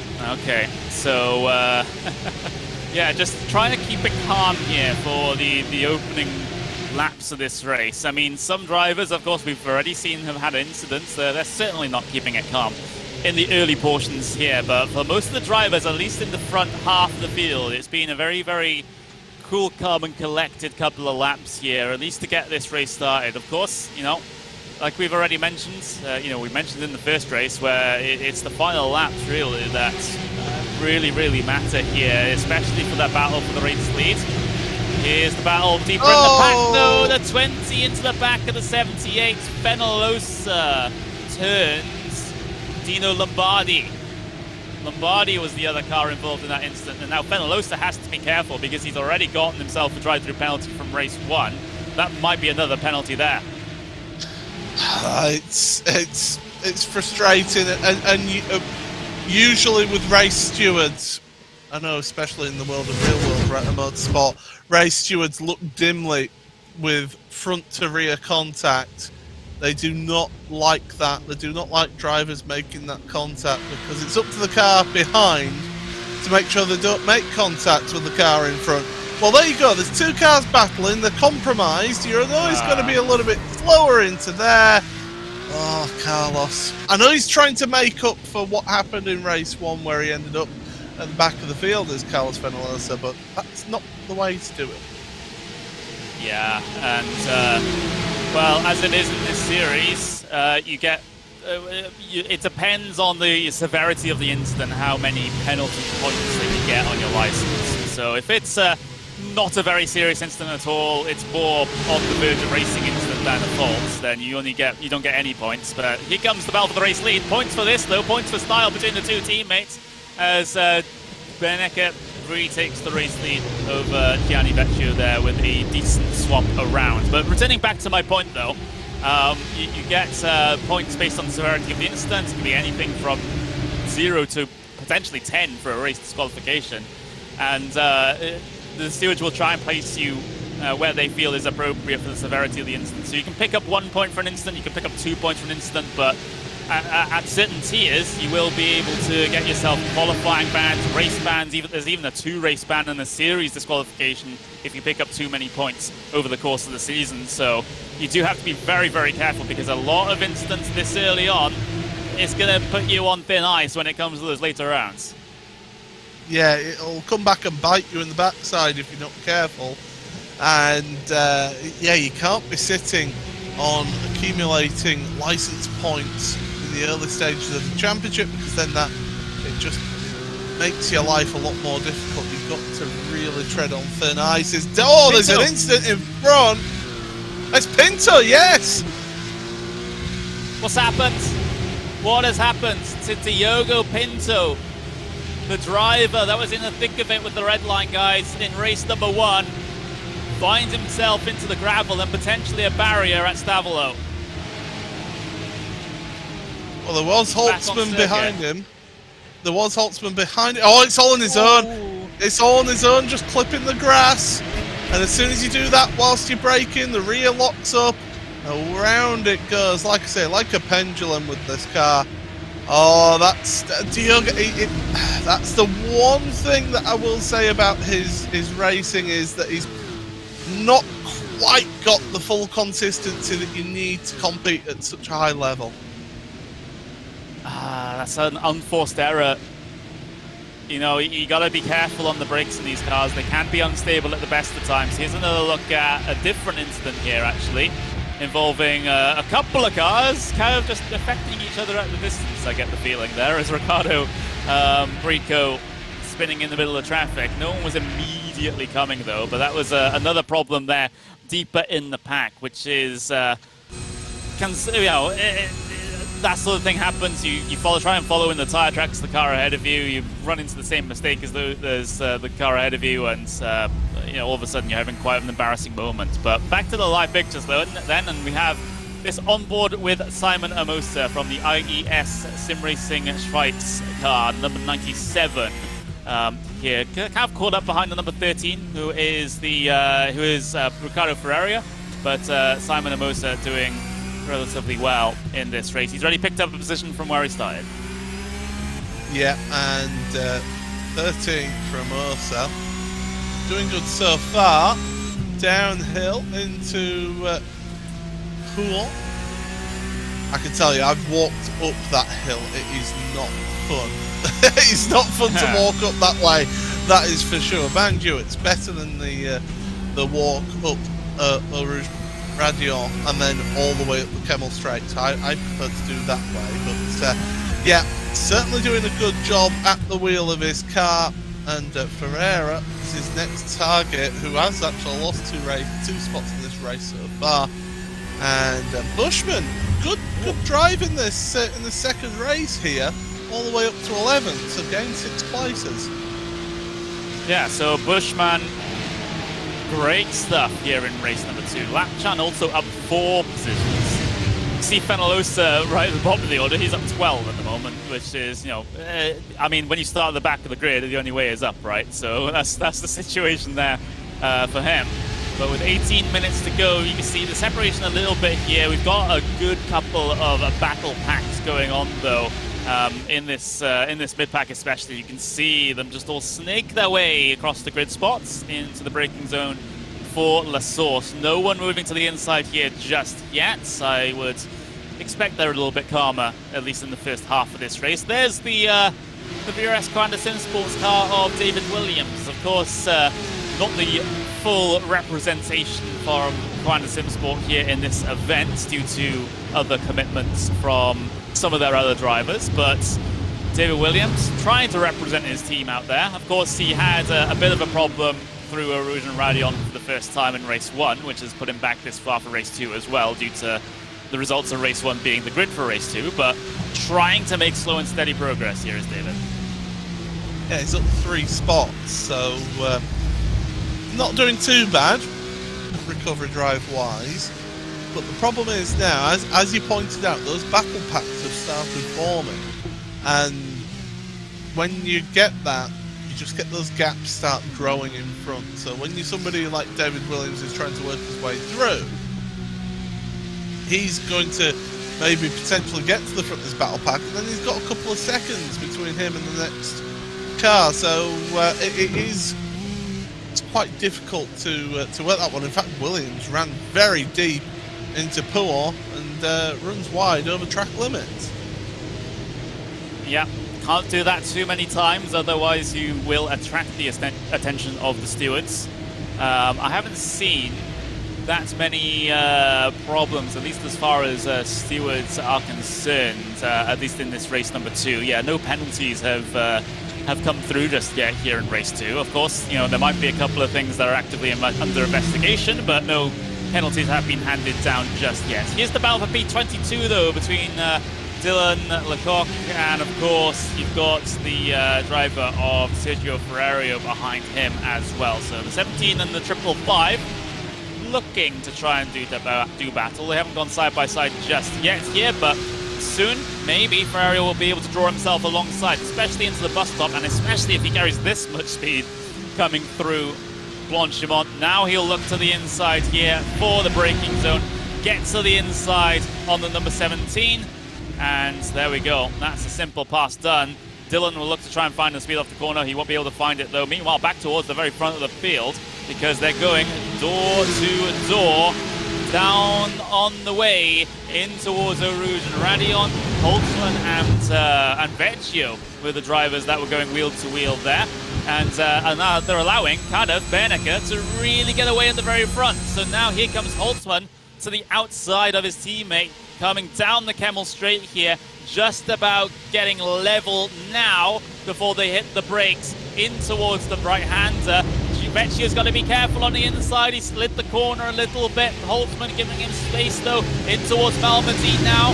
Great racecraft between the two teammates here. Holtzman on the outside has the speed. Maybe a bit of a love tap there with Vecchio. Vecchio still looking for the inside here. He cracks open the line down in Bruxelles, and Holtzman now has to try and hang it around the outside. They rub doors coming off the corner. This could end in tears between all the 4 of the teammates here, but Holtzman is able to squeak himself ahead, and Tiba made a move on Dan Beats as well. Yeah, Holtzman put the big squeeze on Vecchio going into Bruxelles. Vecchio now under pressure from behind with Tiba. So Tiba is trying to get involved in this one. And Vecchio, he's a bit all out of sorts here. And oh my goodness, we're almost going 3 wide into Lafagna. Wow, this is brilliant stuff to see here. And well, everybody else is trying to join in on this one. The one person who's happy out of all of this is Max Bernecker, who's just waltzed away to a 1.5 second lead. Yeah, he's loving seeing this in his wing mirrors at the moment, in his rear view. That is a glorious sight to see if you're the race leader. You see the guys behind you just slow each other up, going side by side, and now that number 11 has broken the draft in terms of the race lead now, so he can start to stretch his legs and try to pull even further away and let everyone else scrap for those final 2 podium spots. That's what he'll try and do, will Max. Whether he achieves it, we don't know. But Tiba, to see him working at the wheel once again into the braking zone at La Source. We have got time penalty, by the way, for the 55, which is Dylan Scrivens to be given post-race, 5-second time penalty.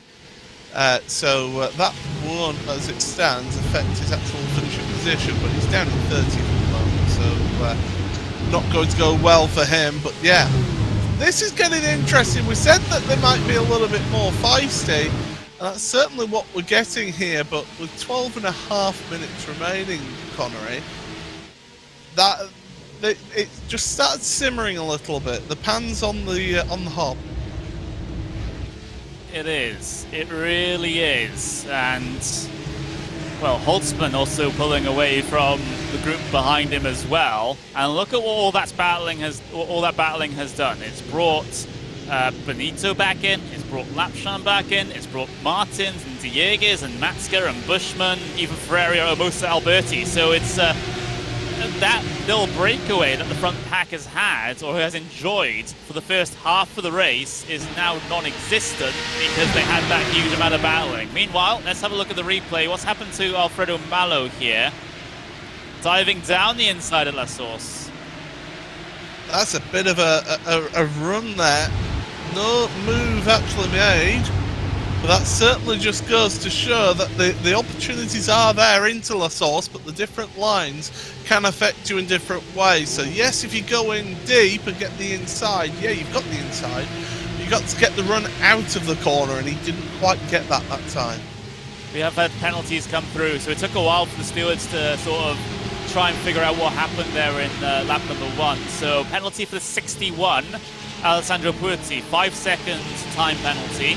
5-second time penalty for the 55, Dylan Scrivens, and a drive-through penalty for the 51 of Ricardo Rico for contact lap 4 bus stop. So 3 penalties in quick succession being handed down by the race control here with just under 11 minutes to go. That's what you like to see, isn't it, really? Get the decisions out the way and get the final results up as quickly as possible. But Amosa now coming under a bit of pressure here by Alberti in that number 10 car onto the power out of the source and getting the run down there. Rico has come down onto pit road to serve the drive-through as well. Yeah, so those penalties, well, at least the drive-through being served. Of course, the time penalties will be added at the very end of the race here, but they won't show up on our graphics. We wish we would be able to do that, but they'll be applied in the post-race report from the race administrators. Here comes then a move for the number 10 over the number 97. So the 10 of Alberti around the outside of Simon Amosa there.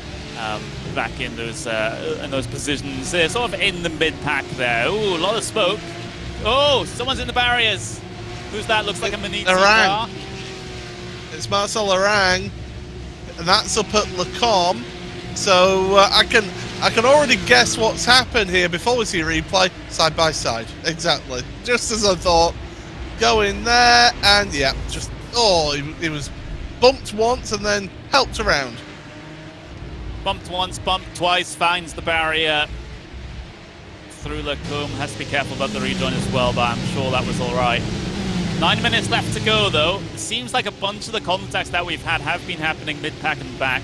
Everyone in the leading train at the moment. Well, it's not so much a leading train, more than it's a train for a P2 at the moment, because the number 11 has really broken away at the front of the field by 1.5 seconds. So still all to play for, though, in this peloton. I would call it, as we're riding on board with Carlos Diegues from Arnage competition. 9th for the number 99. Couldn't write it. Yeah, my OCD likes that, that's for sure, as he tries to move forward. Because, quite frankly, I don't think that Carlos will want to be in ninth for much longer. He wants to move forward in all of this, and he knows that behind him, Matska is hounding him as well. So, yeah, Diego's is in that difficult spot, but then again, everybody's in that difficult spot here in this queue of cars. You've got a car in front of you want to pass, cars behind that are trying to pass you at the same time. So, Arnaud's competition's driver, he'll be hoping to at least keep ninth for the time being, because that is where he started. Penalty for the number 12, Mike Wagner. Contact lap 2 bus stop, drive-through penalty for the number 12 car. So more penalties being handed down. Here comes the number 70 over the number 27. That's the battle for P2 between Patrick Holtzman and Gianni Vecchio. Tiber and Dan Beats waiting in the wings as well. I'm very interested to see how this ends, because it got very, I would argue, a bit too close to comfort last time these guys went door to door. One thing I will point out of all of this is Beneke hasn't really pulled away too much in all of this. I mean, yeah, he has pulled away a couple of tenths of a second, but not actually that much with all this fighting that they've been doing. So maybe he's just looking after his tyres, looking after his car, making sure that towards the end he doesn't come under any pressure, and just manage that gap. And you know, it was Alan Prost, the professor, he used to always say that I will, you know, if I win a race, I win it in the slowest time possible. You've got to look after your car and look after your tyres, even in a race like this where it's only a 30-minute race. Yeah, it is a concern in the back of the driver's mind, just like we covered in the pre-race show. So Beneke, he knows how to do all of that, though. He's, you know, he is an endurance world champion here at iRacing. So, albeit not in these cars, but in GT3 machines. But it's still a skill set that can be used here in this one, as he does extend the gap up to 2 seconds. Is there going to be a swap around for P2 at the bus stop? No, no. So Vecchio stays in line, side by side behind these guys, though. Involving, I believe that was Benito and Dan Beats that were having a bit of a scrap there. There's Yannick Lapchan just out of line a little bit in the Altus Esports car, further deeper in the pack. But now, this is where the patience starts to run out, Paul, because we're getting towards those final 5 minutes, we're getting into those final couple of laps. Drivers that have been waiting a while and biding their time will now start to try and look to go forwards. I just want to point out as well, Max Beneke last lap was a 2:23.7 compared to Holtzman with a 2:24.3. So that battling, that little bit of a half look from Vecchio really did affect their lap times, and there goes Gianni up into second place. Oh, Holtzman's a little deep there. That's going to just concertina effect down the queue there for Tiber and Dan Beats and Benito. But yeah, it's worth pointing out that actually the drivers at the back of the queue of Martins, Dieguez and Matska have pretty much been matching Max Beneke's lap time that last time round. Yeah, they really have. So it's a bit of swings and roundabouts. One advantage going one way, the other coming back at them over the course of the next couple of laps. So it's, but the overall trend, at least for Beneke, is that he's continuing to maintain the gap, if not extend it a little bit, as these laps go by, which is just exactly what he needs to do. He doesn't need to go all out 110%, trying to push every lap to try and, you know, make the gap crazy. It's like you said, Paul. You know, he needs to win the race in the least time possible. At least that's the attitude. Well, win the race in the slowest way possible. I was about to point that out then.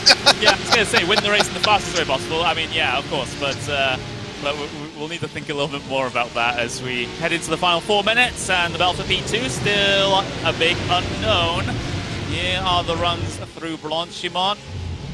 Drivers have been keeping to the track limits quite well through there over the course of this event. We had a penalty earlier on for track limits at Blanchimont, but everyone else has been pretty well behaved. There's a bit of contact ahead. I heard it on the sound cue, but I think that was Lapchan just maybe getting a piece of something, but he maintains position. I think it was Diego's actually getting into the back of Martins through the chicane. Nothing major, just a little kiss. Give it a little bit of Morse code to say, hey, I'm still here. I'm keeping you honest. But yeah, that's this is the problem now for Diego's at the back of this queue.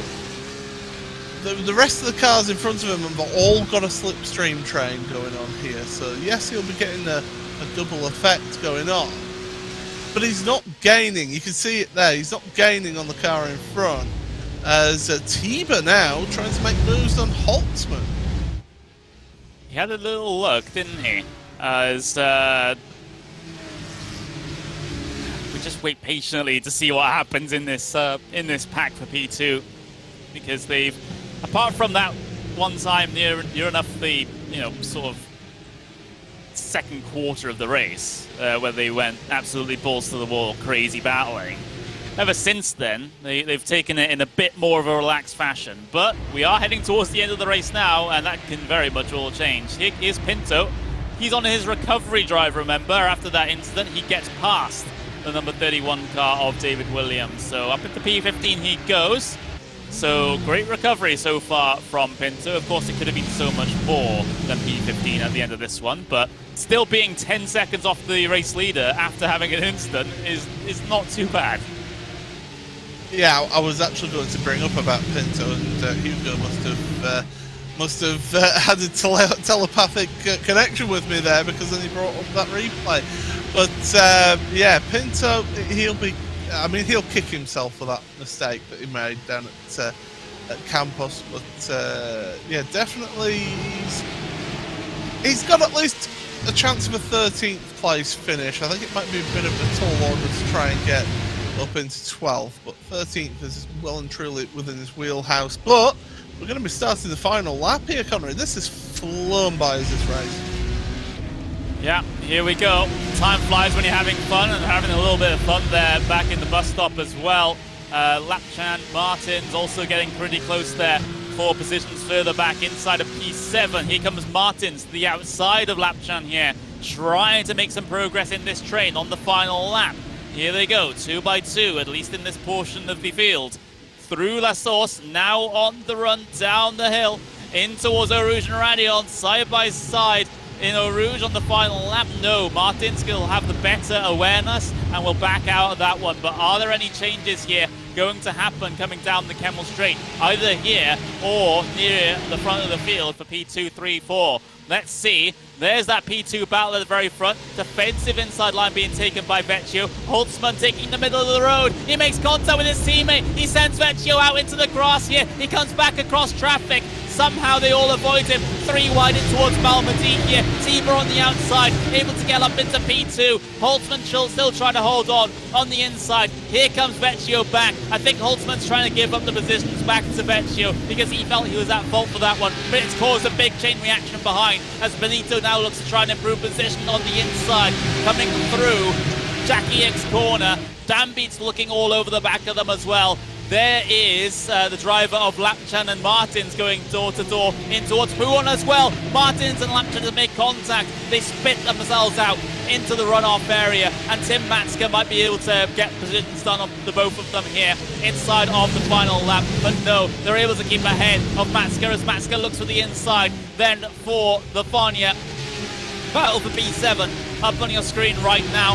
Things getting tight-ish. The battle for the top 5 as well. Matska continues on the inside here, but this time he has to try and fight with Carlos Dieguez, who tries to find momentum. They rub doors coming through the first and second Stavolo. Matska able to keep himself ahead for now. It has been a chaotic final lap here, but how is it going to end here at Spa in race number 2, 2 by 2, deeper in the field with Martins, Matska, Dieguez. You've also got Lapchan also involved in this one as well, side by side through Blanchimont. They all keep it together. Are there any dives coming down into the boss stop? Yes, there are. Dive to the outside for Yannick Lapchan. He'll try and improve positions, and he will just about get one off of Keanu Buschmann. Will he? I don't think he will, as they're neck and neck to the line. But it's Maximilian Berneke who does the double here at Spa for the first race day of the Porsche Esports Carrera Cup Deutschland.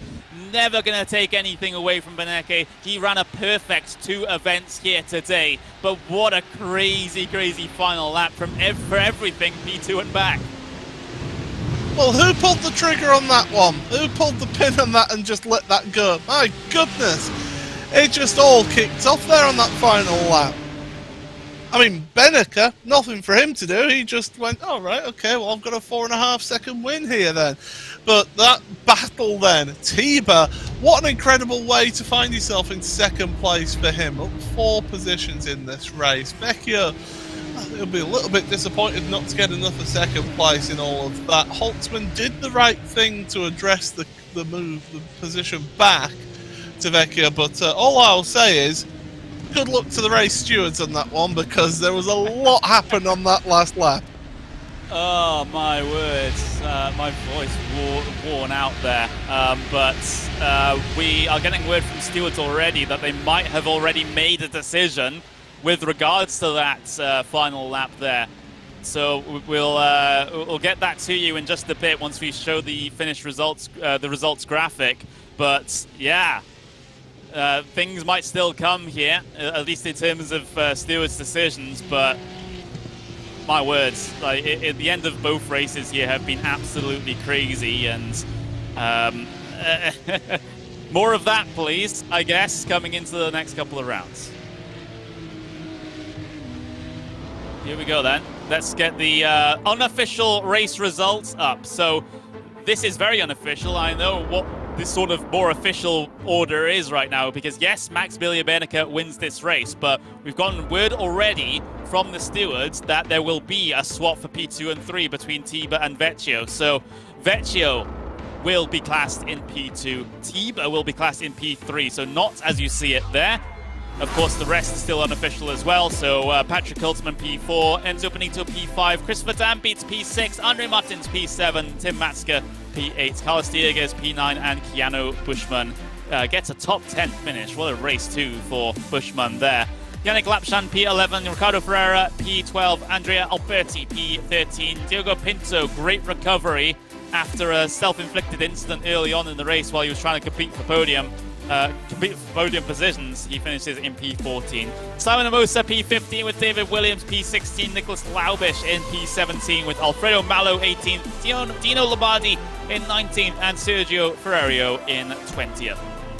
Then the bottom portion of the field, Dylan Ledoc here P21, Daniel Muth P22, Alessandro Puotti P23, and Adam Volkovic P24 here today with Marcel Erang P25, Jimmy Antunes P26, Dylan Scrivens P27, Ricardo Rico 28th, Mike Wagner 29th, Gail Ferrero P30, and then your last driver again for the second race in a row, Carlos Benalosa.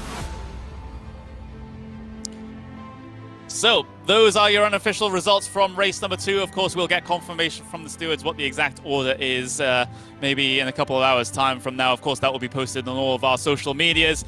But, Paul, this race, it had a middle portion where it was all calm. It was all everyone just kind of waiting for their moment. But when that moment did arrive, it was crazy.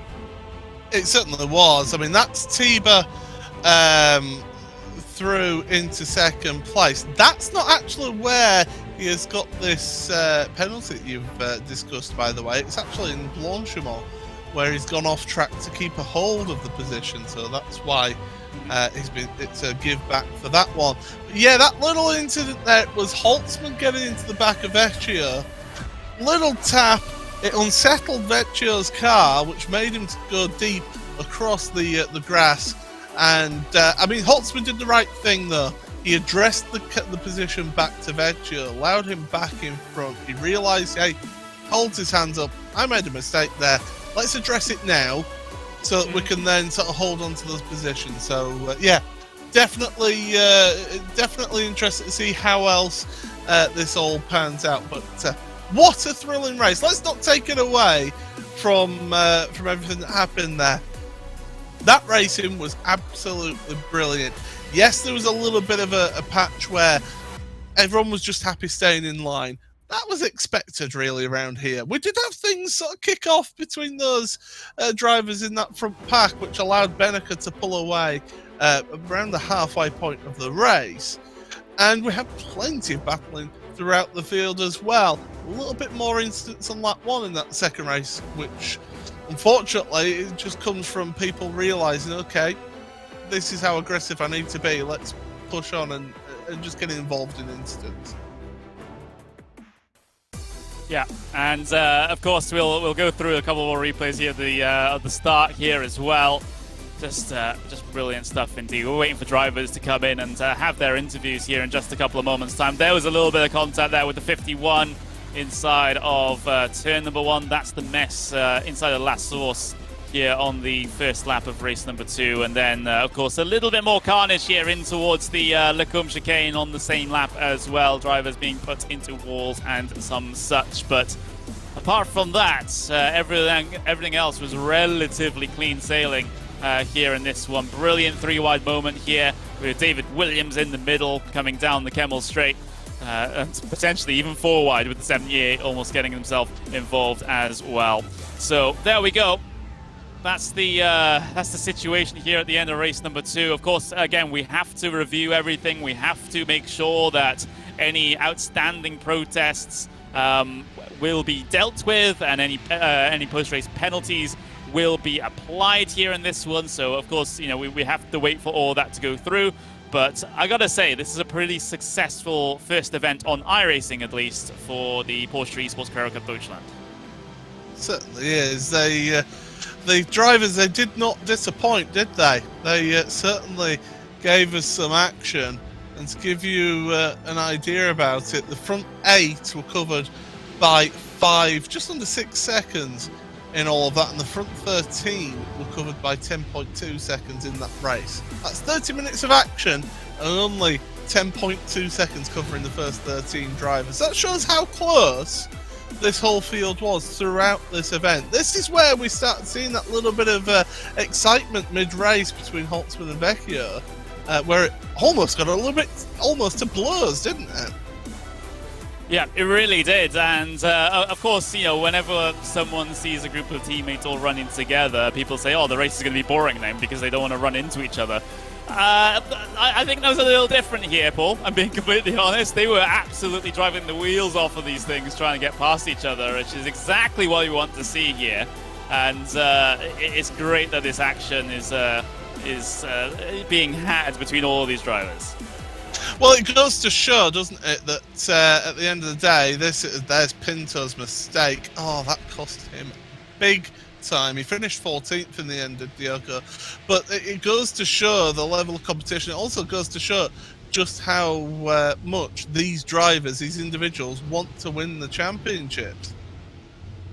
Yep, it really, really does. So we do have our drivers ready and waiting to get ourselves an interview here, and I'll drag Mr. Maximilian Wernicke into the commentary booth now. Max, it's a double race win here at Spa for the first round of the Porsche Esports Carrera Cup Deutschland. That's gotta be the most ideal race day that you've had. Yeah, for sure, one of the better days, especially in the Porsche. Feels good to be on the top spot again. Yeah, it was basically already half decided in quali, because it's very important to be up the front. As soon as you're like in P3 or 4, you just can't use the draft anymore. So yeah, luckily had a good lap there, and from there on just tried to manage my tires in the race, and yeah, luckily did well in the last lap in the first race, and then got a bit lucky that my teammates decided to fight a bit for P2. Yeah, you know, that was all going on in your rear view mirrors there, as you know, they were all scrapping for position. But at least for you, you mentioned it, you know, just a little bit just then. Of course, you know, pretty hot track conditions this time around. Not the hottest they can be in iRacing, of course, but still something that you had to be conscious of. Was that the overall plan at the end there? Once you saw that gap just sort of extend and extend, you just like, oh, I just gotta, you know, go about 90% at this point and just make sure I can get home. Yeah, at the end of the race, of the second race, obviously I was looking a lot into the relative and to see what my teammates are doing there. So they swap positions quite often. I didn't have to focus that much anymore, and I knew I just have to drive till the end, so it was not a big deal. It was much more difficult in the first race to really manage the tires well there and to get the shot in the last lap. Try to get the most out of turn 1 and Eau Rouge to just break the draft a bit, because as soon as someone is like roughly half a second behind you, he can make a move. So you want to have it like just about there, like 0.4, 0.5 seconds, and then you're good. Luckily that worked out well. But in the second race, I was hoping that they are going to fight, and that's what they did. And so I just had to manage my tires a bit, and could cruise to the end. Yeah, just take me back to that race 1, because of course you were more involved, less with your teammates and more with Diogo Pinto in that one, as he was looking very, very quick over the course of not only qualifying, becoming top of the qualifying, but also here today as well.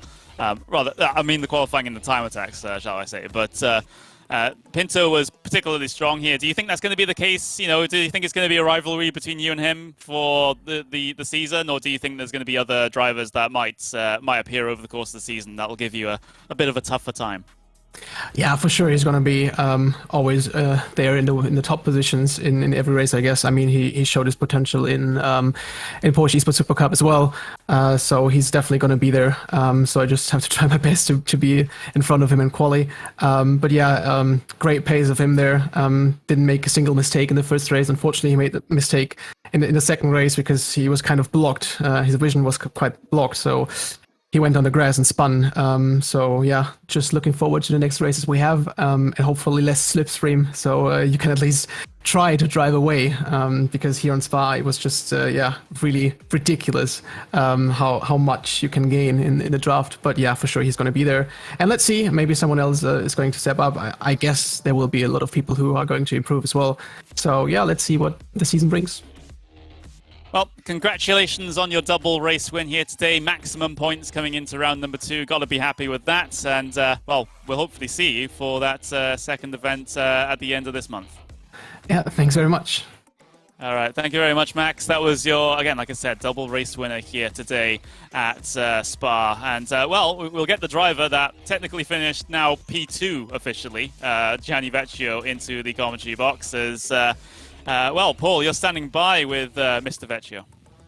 Yeah, absolutely. So, the race stewards have, by the way, Gianni, let you know that they've awarded you the second place in this second race. So, not a bad day's racing for you today. Yeah, 2 times P2 is always lovely. Obviously, 1 spot further would have been even better, but yeah, let's beat the boss next time, I would say that. So, I take it. Was good fun. In the end, obviously a bit chaotic, but yeah, I mean, at the start of the season, to take 2 times P2 is always good for the overall championship. So yeah. I mean, and that's it. You get starting off on a good, solid foundation for the championship here. Of course, you had to beat Pinto in race 1, and then race 2. I thought it was going to come to blows between yourself and Patrick.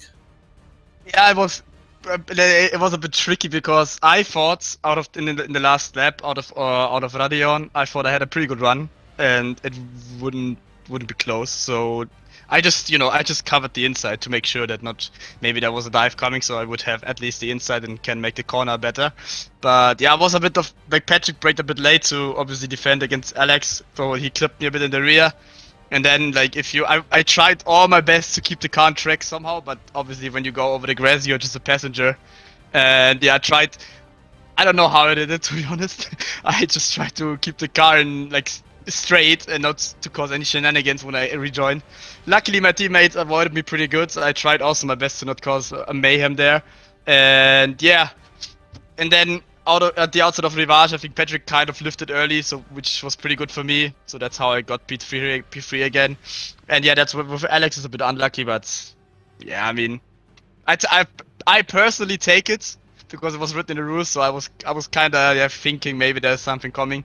So yeah, but yeah, in the end, it was a bit chaotic, but it went well. It's at least that.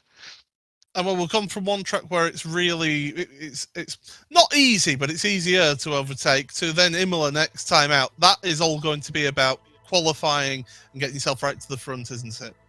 Yeah, Imola is a pretty technical track, so as you said, it's not like at Spa where you have like the advantage of having a huge drag train. So yeah, Imola is going to be quite special. A lot of practice is needed, you know, to find out what is the best and fastest way to wrestle the car around the big curbs there, to, you know, to don't get bad lap times in quali, as you said, which is pretty important. So yeah, I can't wait. I think I've driven Imola quite some time in the Cup car, and I've always thought it's pretty nice. So let's see if it's the same in a few weeks. Oh no, next week, or it's in a few weeks. I don't know, to be honest. Well, we'll let you get off, but all the best. Congratulations on the 2 second places there, Gianni. Thank you very much. There we go. Gianni Vecchio, 2 P2s here today for Vecchio, and to round off a good day for Team Redline, I suppose, we can also get Alexander Tiba inside of the commentary booth as well. Alex, again, you're one of those group of Redline cars at the very front for the vast majority of race number 2 in particular. You started in P6, you finished technically after Stewart's penalty P3. How's that feeling? Because it seemed like, you know, you didn't do as well as some of your teammates in qualifying, but at least you were able to work your way through when the race came around, and you're able to get into those top spots. Just take me through the race. My qualifying wasn't that good. I messed up a little bit my first lap, so that was not.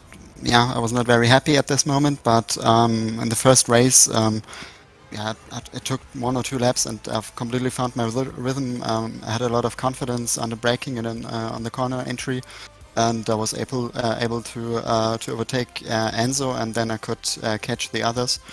So it was a nice first race. It was okay to finish on P6. I wasn't completely happy because my pace was stronger than P6, but it was okay. And in race 2, I just had to make the move in lap 1 on Chris to be on P5, and I haven't seen what happened to Diogo.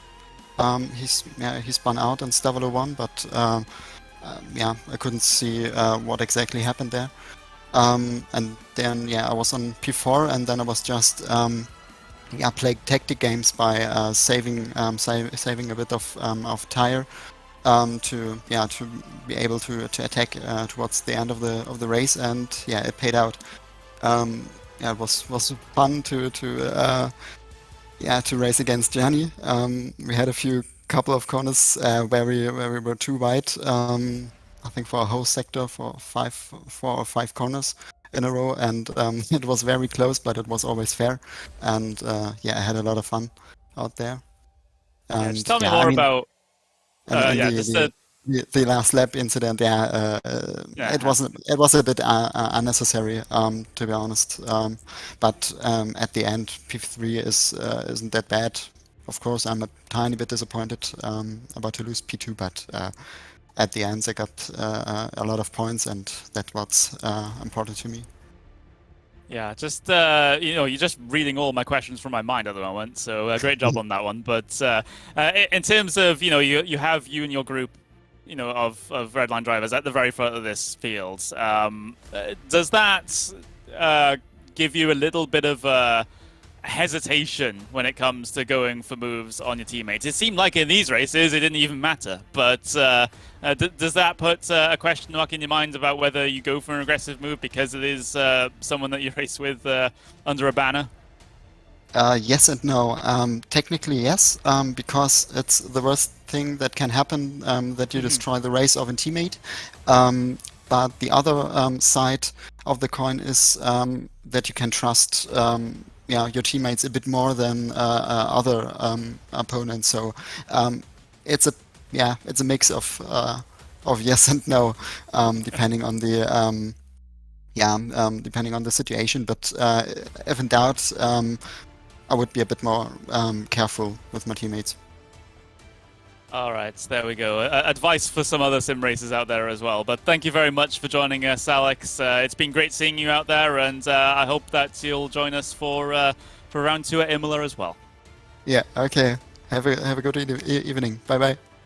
All right, thank you very much. Alexander Tiber finishing in, of course, P2 for the second race here today.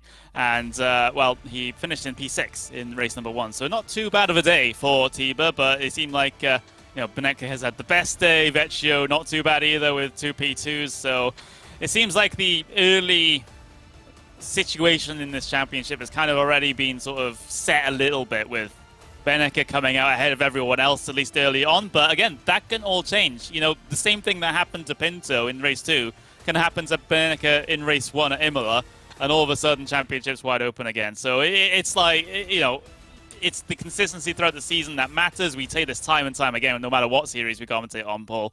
So even though he's come out with an advantage this big already out of race 1 and 2, can't rest on his laurels at all.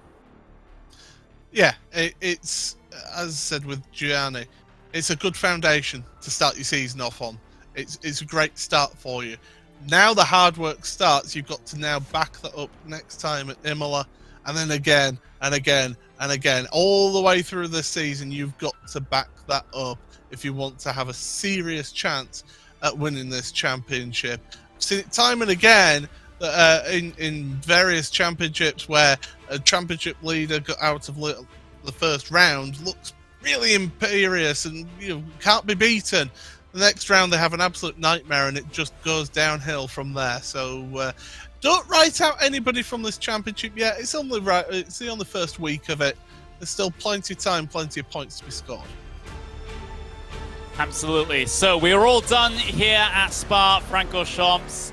It's been a brilliant 2 events here to start off the Porsche Esports Carrera Cup Deutschland season. I've been Connery Maddock. I've been joined by the one, the only, Mr. Paul Smith. We'll be back here for more Porsche racing action at the very end of this month, where we head to Imola for round number 2 of the championship for race 3 and 4 in total. June 27th. Mark that in your calendars, and we'll be back out here with some of the same guys that you've seen in this race as well. So we'll watch and see this championship develop over the course of the next couple of months. Thank you very much for joining us for the first event of this one. And, well, we'll catch you in a couple of weeks' time, I suppose. Thank you, and goodbye.